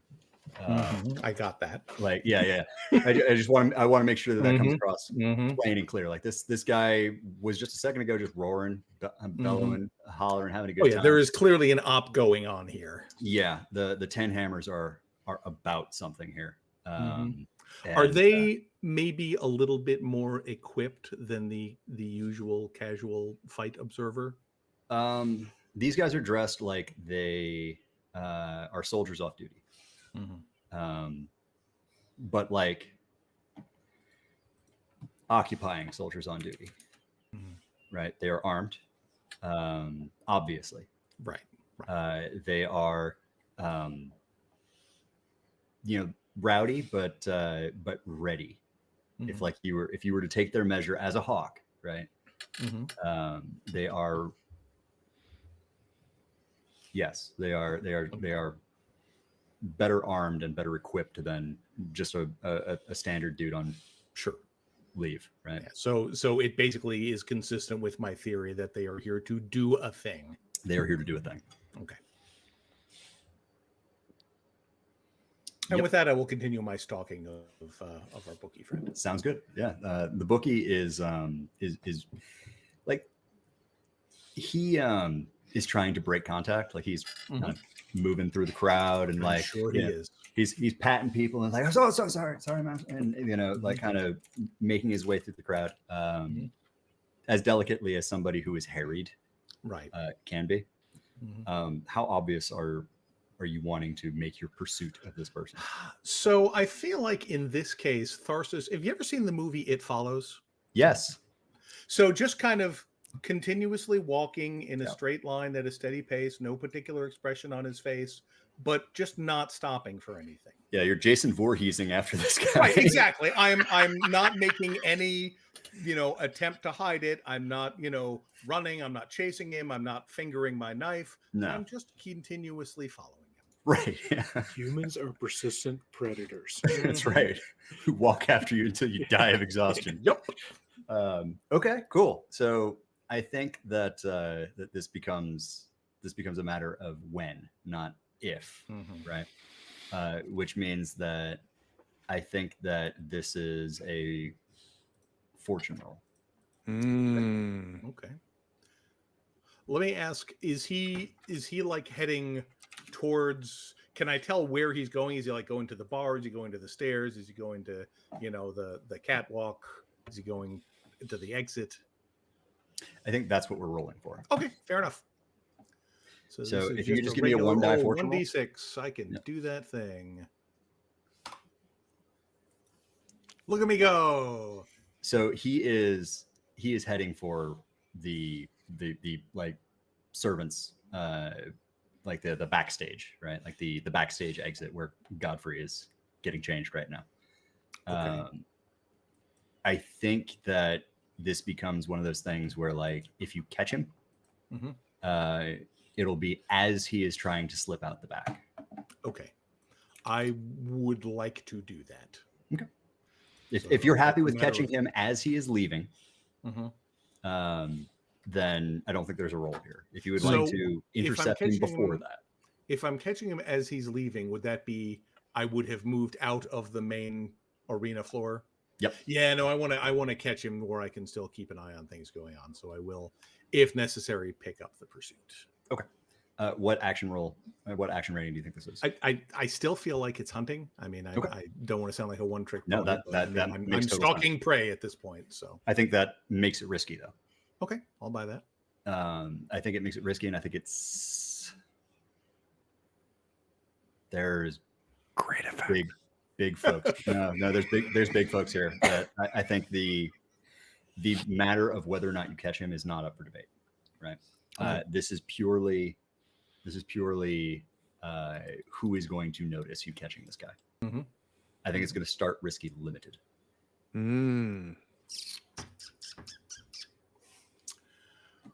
Well, but you have stress. I do have stress. A lady's favor, and you have assistance. Well, I don't know how much assistance I can get from folks who are back on the other side of the room, but I am in the servants area. Yes, but he's otherwise obsessed. I think I'm just going to take the stress. I'm sure it'll be fine, and I will not regret that decision in any way. You'll never need it. You'll never know. Right, exactly. So can I functionally immortal? Right, exactly. So I think, if possible, I'd like to use that for increased effect rather than another die. You're pushing for effect. That makes sense. Yep. Okay. So I'm rolling 2 dice. 2 dice. So it ends up being risky standard? Risky standard. Got it. The old whiskey standard. We love fives really here among the wolves. We love fives. That's okay, because if there's one result to get that drives fiction forward the hardest, it's always going to be 4-5. Yeah. Yep. If you get everything you ever want, the game has a tendency to stall. If you just can't win for losing, the game tends to stall. Yep. But a 4-5 pushes fiction like this. So when you lay hands on them, this bookie, right? I think it's because they, as we see on camera, like we're following over their shoulder. They're pushing through. They're tapping people out of the way and everything. Beg your pardon, master. Just on your left there, and like just moving through the crowd and everything. And then all of a sudden, just a hand like catches them, right? And we follow it over to Tharsis. I think it's like they turn and open their hands, and you can see that like several empty glass vials like fall to the floor and shatter, and they smile. They're like, it's a fair cop, and then their eyes roll back in their head and they fall backwards. Oh. Okay. As soon as he does that, if I think he's legitimately passed out rather than no, you think he's dead. Okay, cool. I'm immediately moving on, continuing in the way I was going, as though I was following someone else. Can I resist that? Absolutely, you can. I love that question. Absolutely, you can. I still have my reagents that I used earlier. I think I want to try to save his life. He was my closest friend. No, that makes sense. That totally makes sense. Okay. So that sounds like you're resisting with mind. All right. Because this is preparation, prior planning. Yeah. So let's talk about this mechanically. Oh, Yeah. So real quick, mechanic. Yeah, it's okay. Let's talk mechanically what's about to happen here. Sure. So the action is with Tharsis, but we're seeing Nestor resisting. And how is that possible? So resisting here is a matter of Nestor in this moment being so forward thinking that using their talents, their reagents, Nestor is able to basically have either worked a spell or made a counter agent or anything kind of on the fly here for this eventuality, because Nestor is a knack. Nestor is uniquely suited to dealing with problems like this, and he may Nestor's even seen have right? gradually recognized what that substance was and said, "Ooh, you know what? If there was a thing." And mechanically, we have the ability to step in front of the consequence of others, Absolutely. right? Yeah, Absolutely.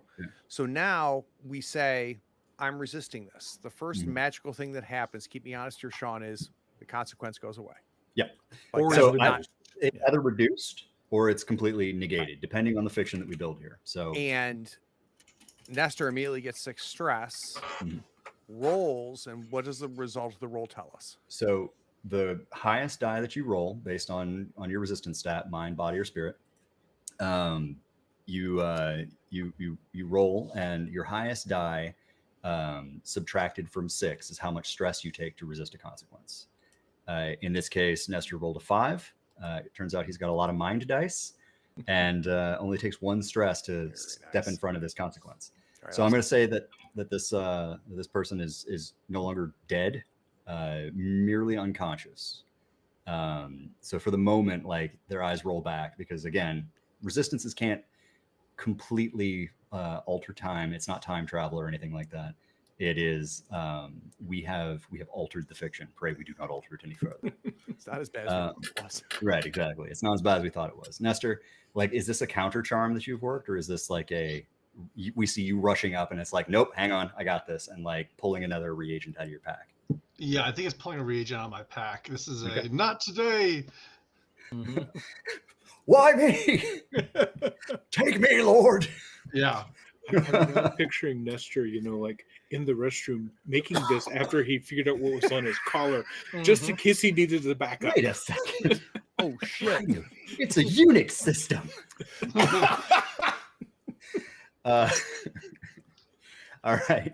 So just real quick, like adding the compound and like, applying it, right? Because you can see that, like, where you had like a dab of this stuff on your tunic or whatever, this guy like apparently just like crushed it up and like just all over himself. Wow. So adding this powdered bezoar and like drawing out whatever this is, how do you know that this is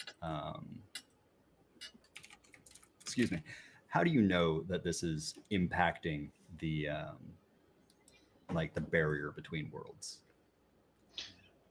I think when I put this powder on, he was dead. This is not a saved his life. This is something about it pulls the spirit back. And the veil between worlds itself is damaged in that space from that. A straight up, we've worn some moth holes in it for sure. Yeah. So this is like one of those things where, like, if death is a revolving door, right? You just wrenched him back and maybe like the door's off its track right now. Okay, cool. I like that. That's really neat. So this bookie, like, dead, right? Completely dead. And then you rub this reagent and counteract this oil that has soaked into his greasy overcoat, and there's like a fizzing and a hissing, and then all of a sudden just like an explosive and like just heavy arch in the middle of the of this crowd, right? And it is a crowd. There is a circle that has expanded, and like it's you and this guy who is drawing labored breath on the floor. Do you think Apollo stops? I think Apollo doesn't, but only because his retinue does, and he pays them to pay attention to that stuff. Sure. He doesn't need to. I was going to say, there's no way Jaskell didn't notice that. Oh no, he Yeah. probably, because I knew his brother from school. He probably knows me, Yeah. Mm. What's Small town. but he probably knows me as that kid who had barely any talent, because that Mm. was kind of the way I wrote to school. what is the nature of your relationship? Like, was that it? Like he just knew you? Like, yeah, talentless. His little brother. Yeah, like he was sweet friend. near the top of the class. I was eating paste in the back. Like, The red crayons are delicious. yeah, I'm in it was danger. partially because I didn't want to attract attention, Sure. but that was not his read on it. So he's probably surprised to see that work. He's coming. Yeah. Yeah, he's absolutely walking in your direction. But that's neither here nor there, right? Because we're gonna jump on that hand grenade in just a second. Sure. Godfrey is back on scene, right? Dressed like a servant. Yeah, So I all was gonna black, say, invisible as part of the servants. And for those of you that watch Drag Race, you know how a little bit of makeup and contouring just completely can change the face, right? So I'd like to go ahead and tick a fine disguise. Oh, perfect. And while I was changing, a little bit of makeup, and not only do I not look like Godfrey, though I think my compadres would recognize me, but somehow I just look like central casting servant. Okay. Like you would just go past my uniform would tell you more than my face would, as far as who I am. If I understand things correctly, Compay is coming down, No. so he's staying up there. And like has the look of somebody who is like clinging to a life raft, seeing the sharks below. My intent, and I'll let you decide on timing, Sean. My intent is to get up there and get to his side and in his ear as fast as possible. Okay, that's doable. so Justine actually was wanting to try to slow down Apollo. Oh, okay. Perfect. Set So him if up, you- man. Okay, so as Justine watches his brother go after the guy and Nestor follow like a lost puppy, you kind of notice that Justine's going 113, 112, 111, 110. And he takes the drinks, and as he's getting to a spot where he feels like there's enough alcohol already on the floor, people won't notice, he'll kind of pour one, and he starts stumbling a little bit. Uh-oh. And so what he's trying to do is he's trying to angle toward one of the wait staff. Mhm. So he bumps a tray accidentally as a drunk and knocks it in front of Nadia and Apollo's path. This could go so wrong. Somebody What's wants. the Somebody next wants step to beyond beyond for desperate. What's the next this step could go- beyond risky? This could go so wrong. Okay. And the hope here is that we stall Apollo long enough I need time. Yeah. to let Godfrey enact his grand stratagem to finally win Yeah. Nadia's heart and also come out the victor in this particular errand. And also to keep Apollo and Nadia from noticing the servant going up the stairs in front of them. Real Yep. quick. Yep. Okay. What is the action rating? I'm thinking maneuver for the action because I can see maneuver here. You know, I can see It's- maneuver it here. didn't quite feel like a skirmish because he's not really No. attacking someone. You're not entangling anybody Right. in close combat here. Right. But I Um, am trying to use You are using movement skillfully Right. and deftly. Yeah. That makes sense. I could have also seen like sway here. I could have seen a number of things, but I think maneuver is right. Maneuver's the one I have one die in. The other ones I could think of like skulk and sway, etc. Sure. I don't. Sure. And that totally makes sense because your approach is exactly. You're always going to lean that way. Yeah. I think desperate here. I think we start limited as well. Okay. So can you push and take a lady's favor? You can push or take a lady's favor. Okay. You can push and get assistance. You can get a lady's favor and assistance. Okay. You cannot push and take a lady's favor. So I can do one of the two, and then somebody could assist, but everybody's busy. So what's the lady's favor? Ooh. All right. Anybody have one? Like off the top of your head? What if no matter what, this gets him into the fighting pit somehow? Like at least on the card for the fighting pit. So even if he doesn't get in trouble with Bricolato, he's noticed and thus has to show off his skills. Or even just that he's noticed and maybe Nadia will recognize him in future if they should cross paths again and start putting 2 and 2 together. Here's the third offer, is building off of both of those, which is the goal is accomplished. We will delay Apollo. The problem is that there are people in the retinue that will identify Tristan as someone who needs to be dealt with. So the people that are accompanying Apollo have one job, and that is to keep Apollo safe and secure and make sure nothing gets in his way. This someone got in his way, delayed him slightly, but there are people who are protecting and are being paid well by Apollo who will make sure that he is dealt with. So goal accomplished, but there's a huge consequence. And I'll give one more. Okay. I delay Apollo, but no matter what, I don't delay Nadia. So Godfrey ends up with some time with Nadia. We had a without any of us. Okay. Here's my last one. Okay. Okay. I think Craig's is good. I think Nick. I think these are all good, right? Like Nate had a great one. Mine. Apollo is a fan of yours. Okay. I don't think like he's a gushing a huge fan of yours or anything like that. But Apollo knows you, right? And has seen you fight. Oh, this is so good. So, keying off of that, there's I don't know if you watch Leverage, but there's a new Leverage series. Oh, cool. And one of the episodes, Elliot shows up, and there's this lady from a security company with a bunch of people, and she's like, "Yeah, this is a job interview," and he's like, "Well, I'm not looking for a job." She goes, "Not for you, for them." It points to the guards. Yep. So yeah, one way or the other, however this goes, my lady's favor, and feel free to accept any of these. Yeah. But mine is that Apollo, one way or the other, is a fan of yours.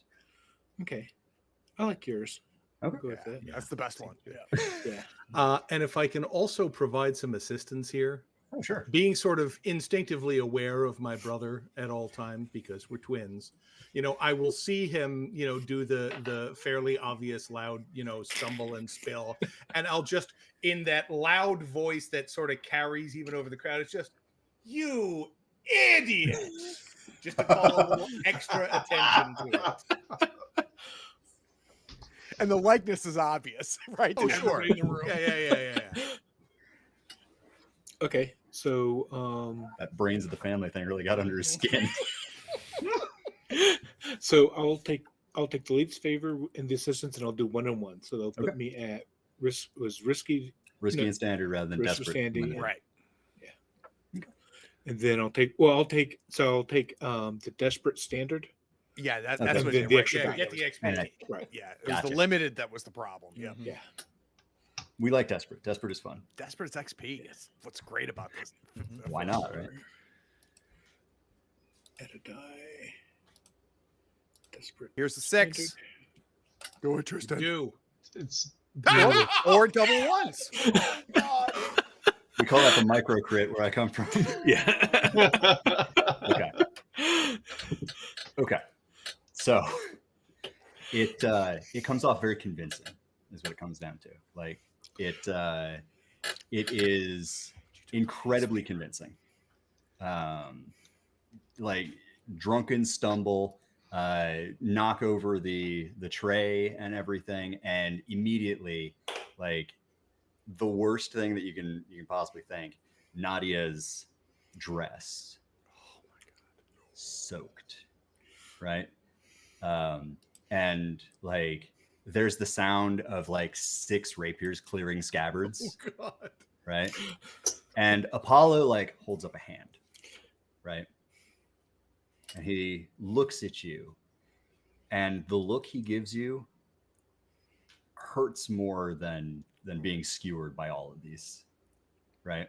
By all of these like street bravos, these toughs who are, you know, in his employ. The look he gives you is pity, right? He looks at you and he's like, I saw you fight once. You were good. What happened? Clean yourself up. Please take level 3 harm. Shamed. Oh. Wicked deserved, though. Yeah, Yeah. no, it's No, it's a fair cop, as they so- say. sorry. It's What happens, Donald, if you take a level 3 harm? so level 3 harm. So the way the harms work is there's level 1, level 2, level 3. You can take 2 level 1s, at which point you automatically get a less effect. You take 2 level 2s, you're automatically at a -1d or -1 die. If you take 1 level 3, you need help pretty much to do anything. I do believe that there is a rule that allows you to do stuff. You can push yourself to ignore the level 3 penalties. Yep. It normally takes 2 stress. I actually have bloodied but unbound, so it only takes me 1 Yep.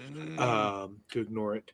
And then if you ever get to a level 4, then you are out. Yeah, you're either dead or dismissed from service or Yeah. any number of other things. Exiled. And- I hear the 10 Hammer regulars are looking for people. Right? They're Altoris, though. yeah. He looks like me. See a double here. 4 Altoris. Oh, that's amazing. But because of the bargain, we still delay Apollo, though, right? Correct. Yeah. Despite the double ones, which is what's so And- cool. Yeah. And he can resist this consequence. He can. Probably wouldn't take it away, but might No, reduce it. he can lessen Yeah. the severity. Let's resist. I think you have to. Yeah, Yeah, at I this do too. point. So what are you going to So that resist with? doesn't Do work. you have a choice? I can't remember. So the Yeah. action roll that he made was maneuver, which means Right. that you would be resisting with body, unless you can give me a reason why in the fiction it makes more sense to resist with another stat. Yeah. So what I'm actually thinking, and this is part of why I took normal load. My special armor doesn't apply, but could I use normal armor to resist? Tell me how armor here would have made this made this roll off your back. So, and that's part of, I guess, kind of a meta question is the armor a physical armor, or is it just some kind of Right, because there's metaphorical protection? there's a delineation, right? Because usually like we're talking gear, armor. Like Right. I am wearing hidden armor that is going to save you from blades and broken bones or Right. whatever. But unless you got a reason in the fiction, I think that like your gorget or your cuirass or whatever is defending you from these sharpened words from a man who owns the twist. Yeah. Like being a fan and then suddenly like, man, you are not the person I thought you were. Yeah. And one thing to think about, Donald, as you're working on this, is there's something you could have packed that would help you resist the scorn. Yeah. I've got a thought, Okay. right? The like you might have like a piece of armor that was a trophy that you won from being like a amazing Bravo, right? A dueling glove or something like that. That maybe might insulate you somewhat from the scorn and shame of making an ass of yourself in front of Apollo Brizzolato. Take comfort in that prior glory, right? I could see that. Okay. Do a straight resist, you coward. Or you could do a straight resist. You got three die on mean- body. That's Stress really- is for the weak. Yeah. Again, if you have one, you're immortal. Yeah. You've seen how I roll. I need that for flashbacks. You got it. Sure. Let's just do a straight resist. And You said body's it's your body? strong. That's your strong. That's your strong Yeah. group, right? Yeah. Strong resist. Body, Certainly not yeah. mind. So I've got 2 body and 2 spirit for resist. So Nice. Well-rounded Bravo. yeah. 6 So, minus. There we go. So is there a specific way to do the resistance? You should be able to click on body. Okay. I wasn't sure if that did the resistance or not. Look at the body. See, 1 stress. Very Right? nice. Yes. So it cuts, So, but yeah. it's no longer level 3. It's level 2. I think at this point, like it's not so much like shamed, so much as it's just like aggrieved, right? Like, so like it was meant to destroy you, right? But instead, it hurts. So take level 2 harm, aggrieved. You did? Level 2 social harm. That's just pride. Fuck 'em. Right. It's pride. It's no big deal.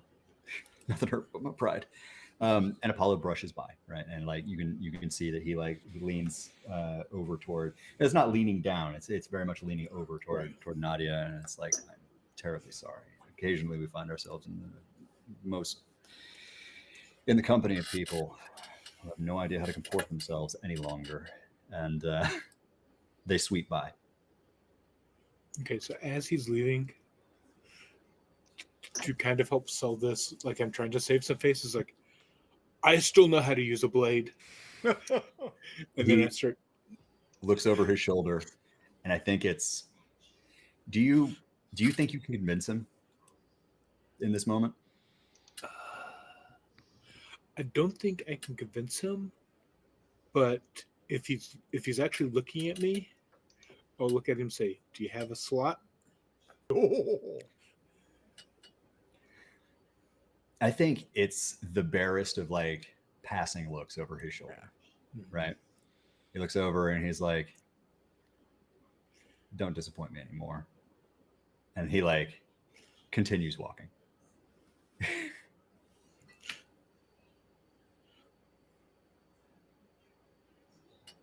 Okay, I will Godfrey. go find a seat and sit down.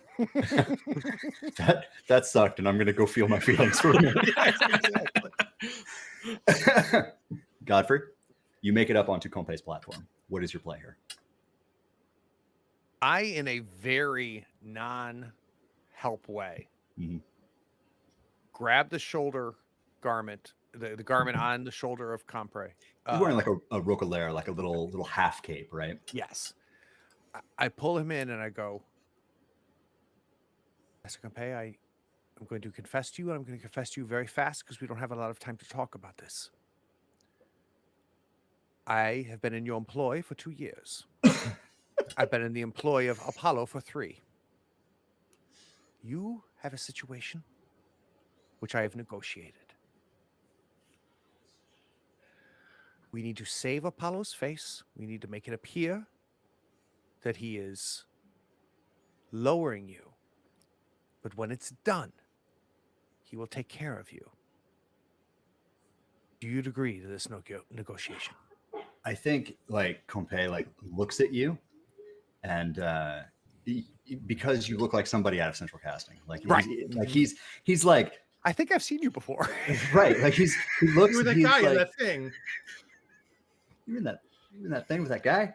But no, he leans in and he's like, do you think that wolf would show me mercy?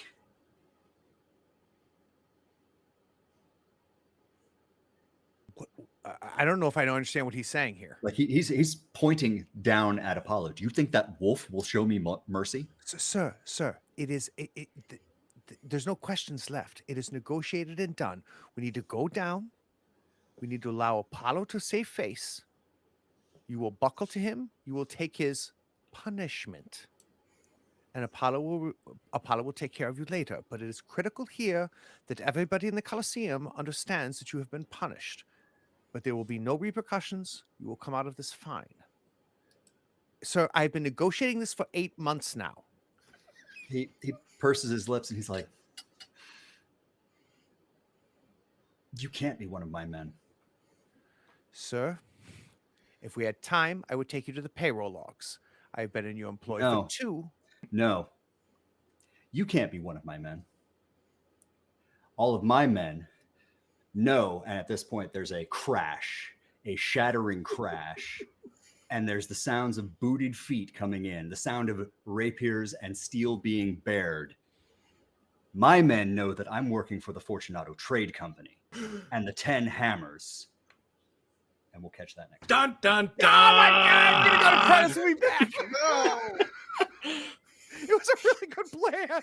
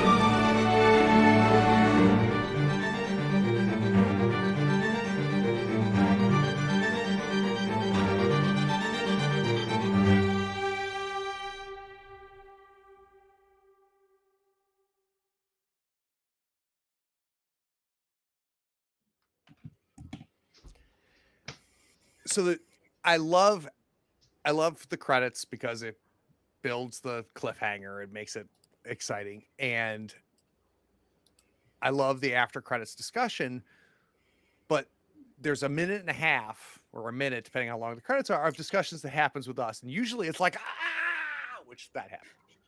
Because, and I want this to be documented. So if you're watching this and have a pen, grab a piece of paper. Craig's idea was really good. Sean's was better, but we're not going to worry about that. We're only writing down Craig's idea was really good. So a couple quick thoughts, and then Sean, you're in charge of feedback. Sure. or post credit commentary, it's not feedback. Real quick, the one thing that we said during the break, and the one thing I shared with Sean, I think is important. I've played a lot more Blades than Court. This is my first time playing Court. I have read a lot of Court. And I have to say, Sean, when I read Court, I was like, this is a neat angle, right? And I saw it as a step to the left of Blades. Mm-hmm. And that's not a bad thing, right? And I was just like, different setting. We reskinned a few things. I'm real excited to try this. I have to say, I didn't anticipate, Sean, how different it would feel. This game feels very different than Blades, though I'm comfortable because I understand Blades. And in my mind, because I've read some Forged in the Dark games that have shot well past Blades, and that's not a bad thing either. If that's your target, freaking shoot. But I underestimated the difference between reading the setting and playing the setting. Yep. So the only thing I'll offer for those of you watching is, if you're like me and you have read Court, you got to play it, because I'm telling you, it feels very, very different. Does that make sense, Sean? Absolutely. So what I think is cool about Forged in Dark games is they are so much a product of their setting. Because Blades in the Dark is set in Duskfall, which is a haunted, crowded, cramped, and gritty city. The mechanics reinforce that kind of pressure cooker. The mechanics in Court of Blades, like, it is not a closed environment in the way that Duskfall is. It is a place that you can leave anytime, but why would you want to? Right? And so the stakes are different. It's not like we won't survive anywhere else. It's just like life wouldn't mean anything if we were anywhere else. The setting is reinforced by mechanics like the like favor and influence. We're not scrabbling for coins here. We're like trying to rise, which, like, we gave out harm tonight, but no blood was drawn. Yep. So it does. It feels different, and it's meant to. Does that make any sense? It does. And the thing I want to emphasize is that when you read it, it feels like an inch step to the left, where it's different enough where it deserves its own lane. But what the thing I'm telling everybody is that I want you to understand, when you play this, it feels very different. I don't feel like I'm playing Blades, and that's a compliment. That's good. Yeah, Blades was already made. Right. Exactly. And one thing I kind of want to attach onto that is also, I'll say, look past the playbooks. Yeah, very much. What so. I mean by that is, I'm playing a Bravo. When you read the Bravo playbook, you automatically get 2 points of skirmish. My ability is that I get reduced harm. It's assuming I'm going to take damage. Yeah. Probably, my special armor is about combat. You look at it and it's like, this is a guy geared for combat. I had a fun session. I never drew my blade. Yeah. Most of the time, my sword hand had a drink in it. Yep. Well, and what you leaned into, Donald, and Sean supported you, is the presence that a Bravo has, a reputation, and that gets into what's different here, is our station and our reputation and our image is really a huge part of this. So you taking, like, it in Blades, if someone said level 3 harm, you're embarrassed, I'm like, yeah, we'd laugh him away. I don't even know what's going on right now. Mm-hmm. In this world, like, no shit. Like, you could potentially, if you had not resisted that, would have been crippled. Mm-hmm. And your career could have been ruined in that moment. And that's why it all works, which I love. I appreciate that, guys. It really does mean a lot, because there was a lot that we get a lot of feedback. It's like, well, it feels like it's really, really close to Blades, and I already have Blades. Well, I'm telling you, Sean, I think they've only read it, because I'll be honest with you, I still loved it, but I had a similar thought. Mm-hmm. But I got to tell you, man, it's totally different playing it. Totally different playing it. Yeah, all right, Sean, you're in charge. You're the GM. What do you want to know? I want to hear Stars and Wishes, guys. First of all, everybody had fun, right? Oh, for sure. Yeah. For sure. All right, I appreciate that. We're done now. All right. Let's see. Let's start with Nathan this time. Okay, so I think my star is the description of Nadia.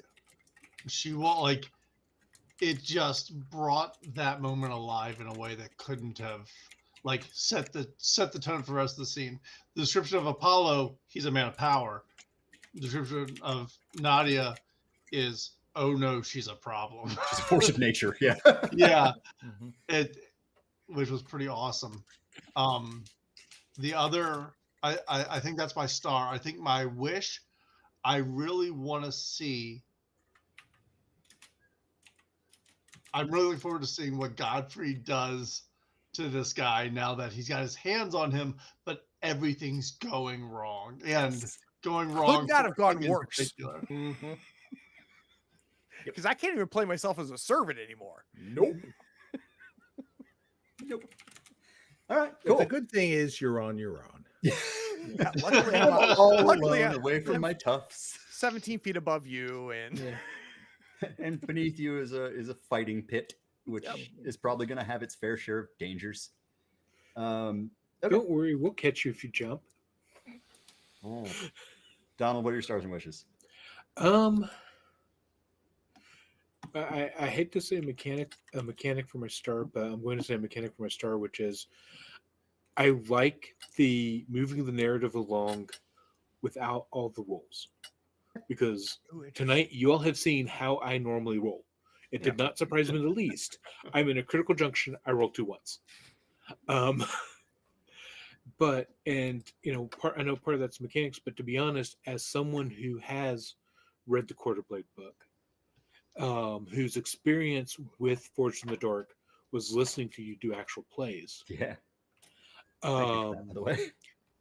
That actually experiencing you as a GM, and this is kind of part of this whole star, is a lot different. yeah, Oh. In a positive way. And there's definitely things, because I have started a Quarter Blades campaign myself, that I have changed because of session 1. nice. Of Wow. seeing, like the clocks, just the whole idea of how to use clocks, because I was using, in a traditional RPG, you have this thing of, oh, well, this will take 6 actions to do because of whatever. It's a complicated lock. You have to get 3 successes. Yeah. And I was using that. And then I watched you use it. It's like, no, it's not about stalling the action. It's about creating the stress. And so that's really, my star is just learning how to GM Purge in the Dark by playing under you. Heck yeah. Wish My heart is full wise, of rainbows. I know, right? You got some lipstick right here, Sean. Yeah. To be honest, my wish is kind of to see how Godfrey gets out of this situation of, dealing with Compay, dealing with Nadia. Is he going to be, or is he actually going to get a tick on his paramour clock by the end of this or not? We're pulling for you, Godfrey. I promise. Yeah. It seems like there's a lot riding on that. No pressure, Shipman. Yeah. No, it's gonna be fun. Yeah. I made you a promise. She's not leaving without you. That's Oh, right. God. That She was may not super leave. important, Nathan. She may not just be leaving. Yeah. If anyway, Brian, tell me about your stars and wishes, bud.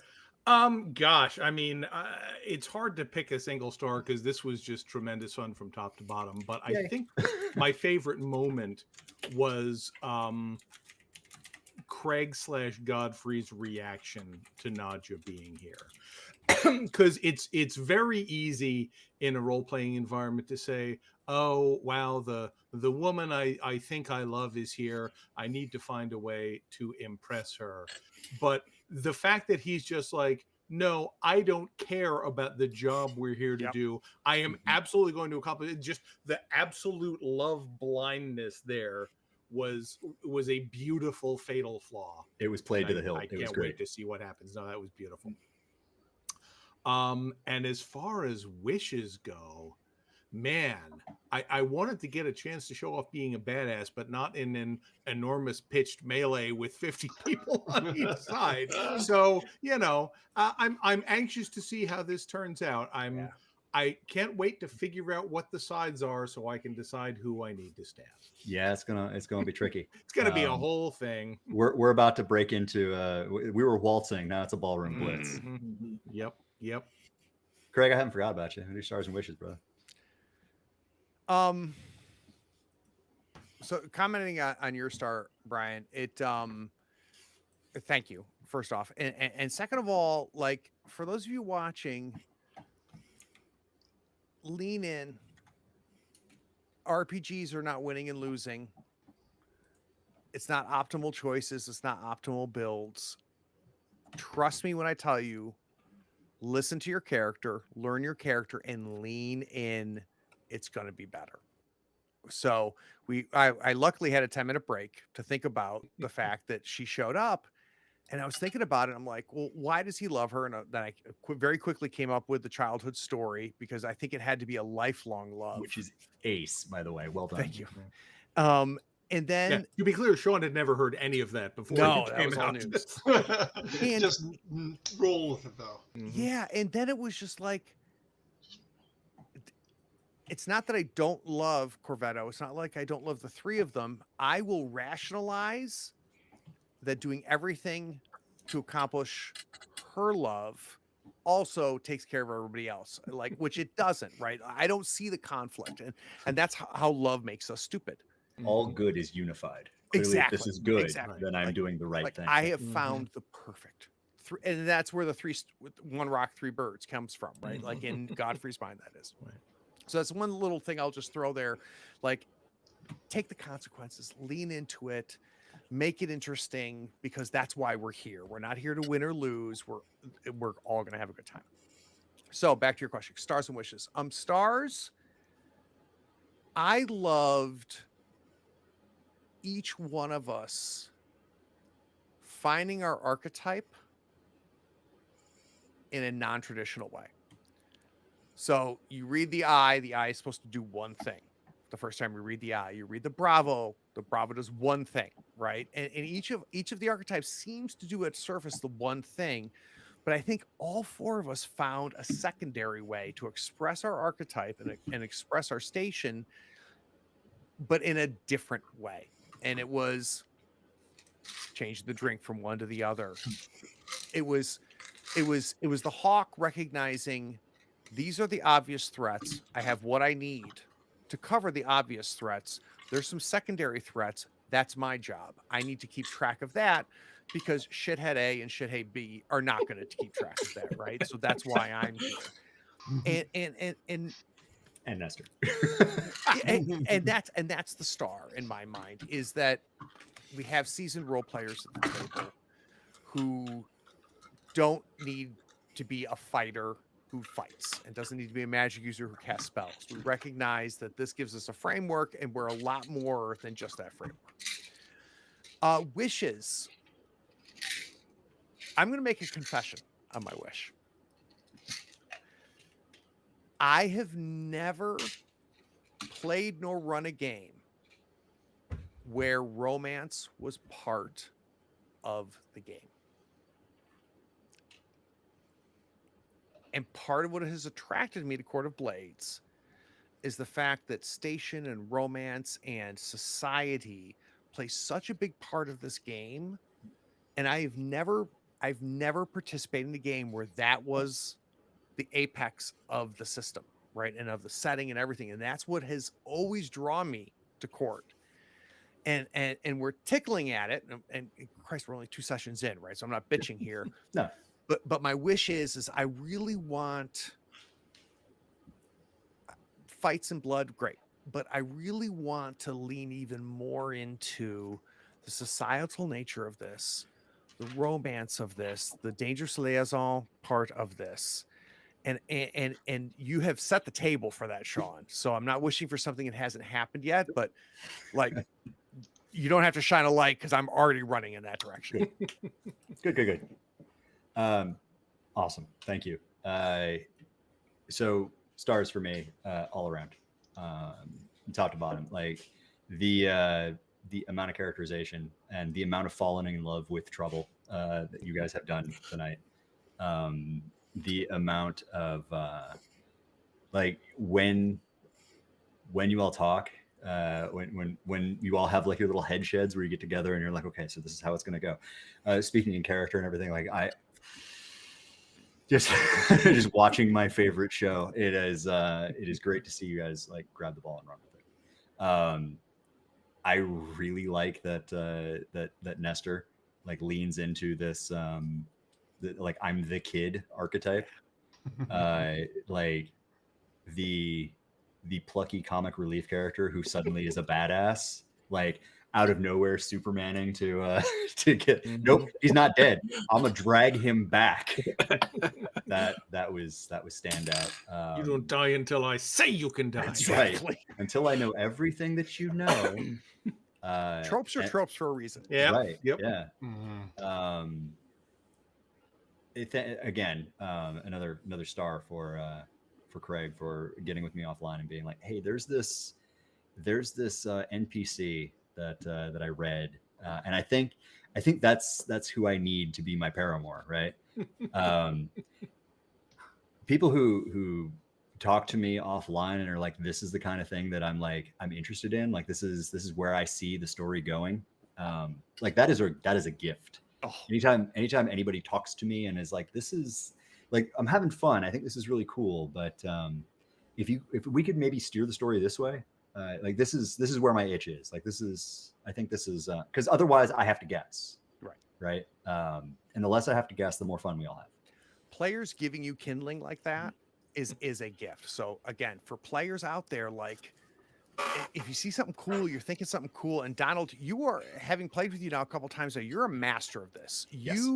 You not only give kindling, but you break up the logs and make them into kindling. You're very good at I'm this. gonna like that for you. Yeah, you're very good at this, Donald. And it's like, again, no win or lose, right? Like let's all get around the campfire. So yeah. It's really So, and by the way, because I literally have a T-shirt that says "Rules Lawyer" because my wife bought it for me.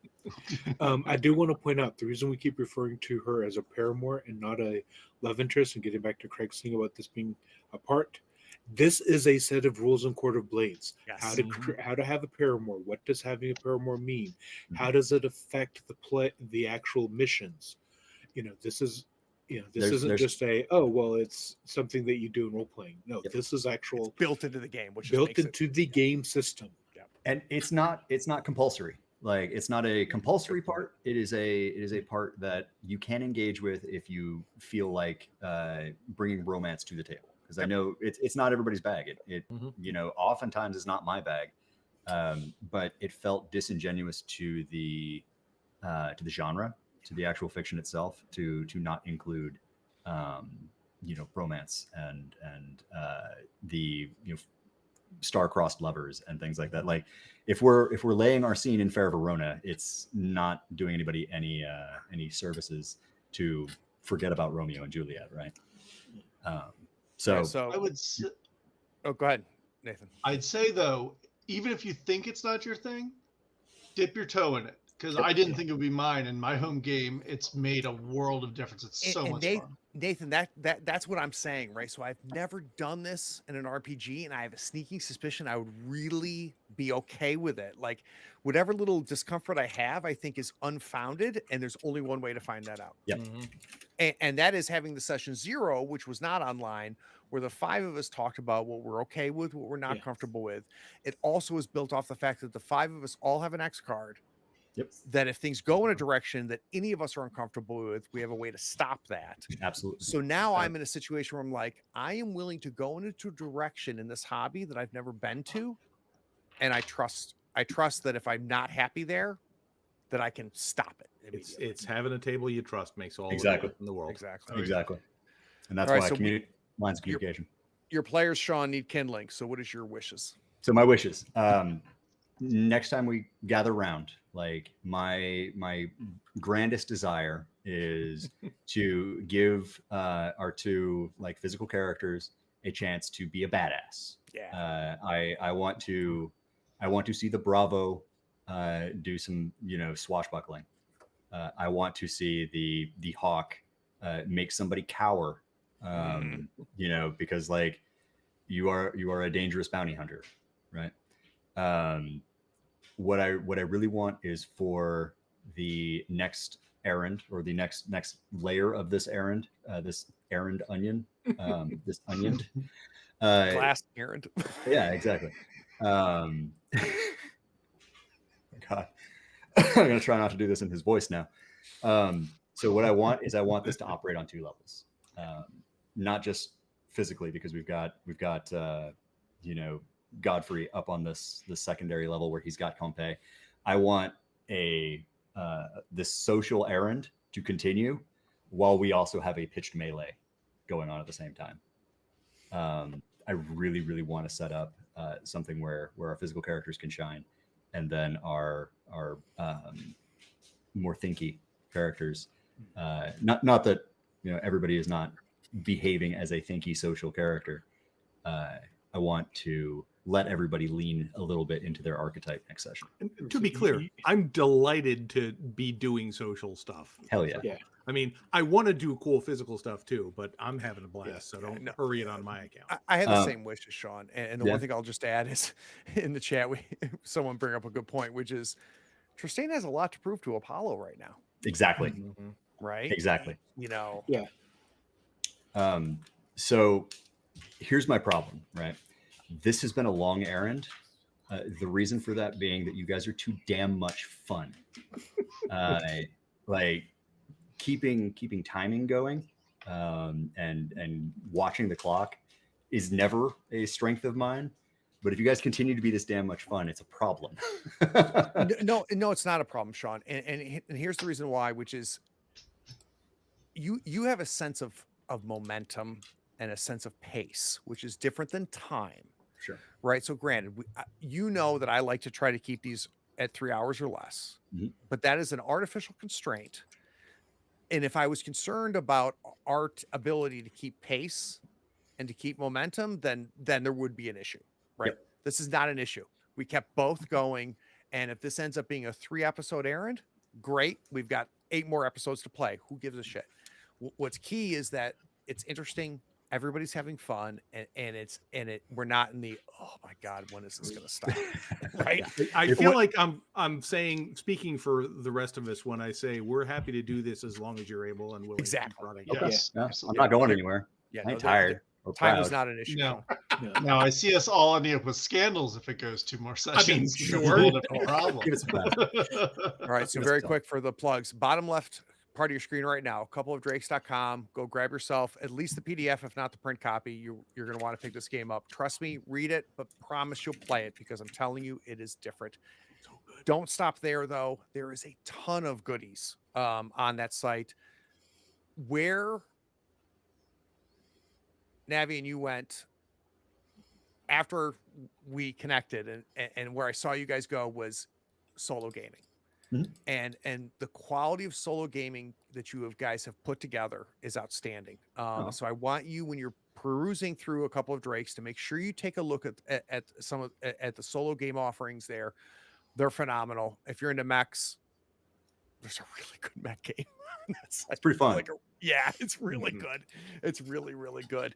So very quick, does anybody else have anything else they want to mention or plug? Brian, if board game podcast? Just put the link in the chat. We've gone through this routine. Okay, wonderful. You know who we are. And Nathan and Donald, do either of you want to shout out for somebody? Well, so I will shout out for an actual play podcast called The Writer's Room. It's 7th Sea podcast. They've got a season out with their main characters. They're currently doing I'll call it an in-between with a cast from another show, I believe. And if you have watched Night Black's Agents that Craig is running, the lady he's running that for, the player, is the GM of the Writer's Room. So good. Yeah. Oh, okay. And all I'm gonna say is check out Foxtail Games. They're playing Slayers right now. They've got 1 session in so far. Another one's coming soon. It's dope. It's really great. And you guys have seen Maeve on the channel. This is Maeve not as a player, it's Maeve as a GM, and she's wonderful. Good stuff. So yeah, tons of good stuff. All right. See everybody soon. Tune in next week, next Thursday. Brindlewood Bay with the better half of the Drakes. Cheers.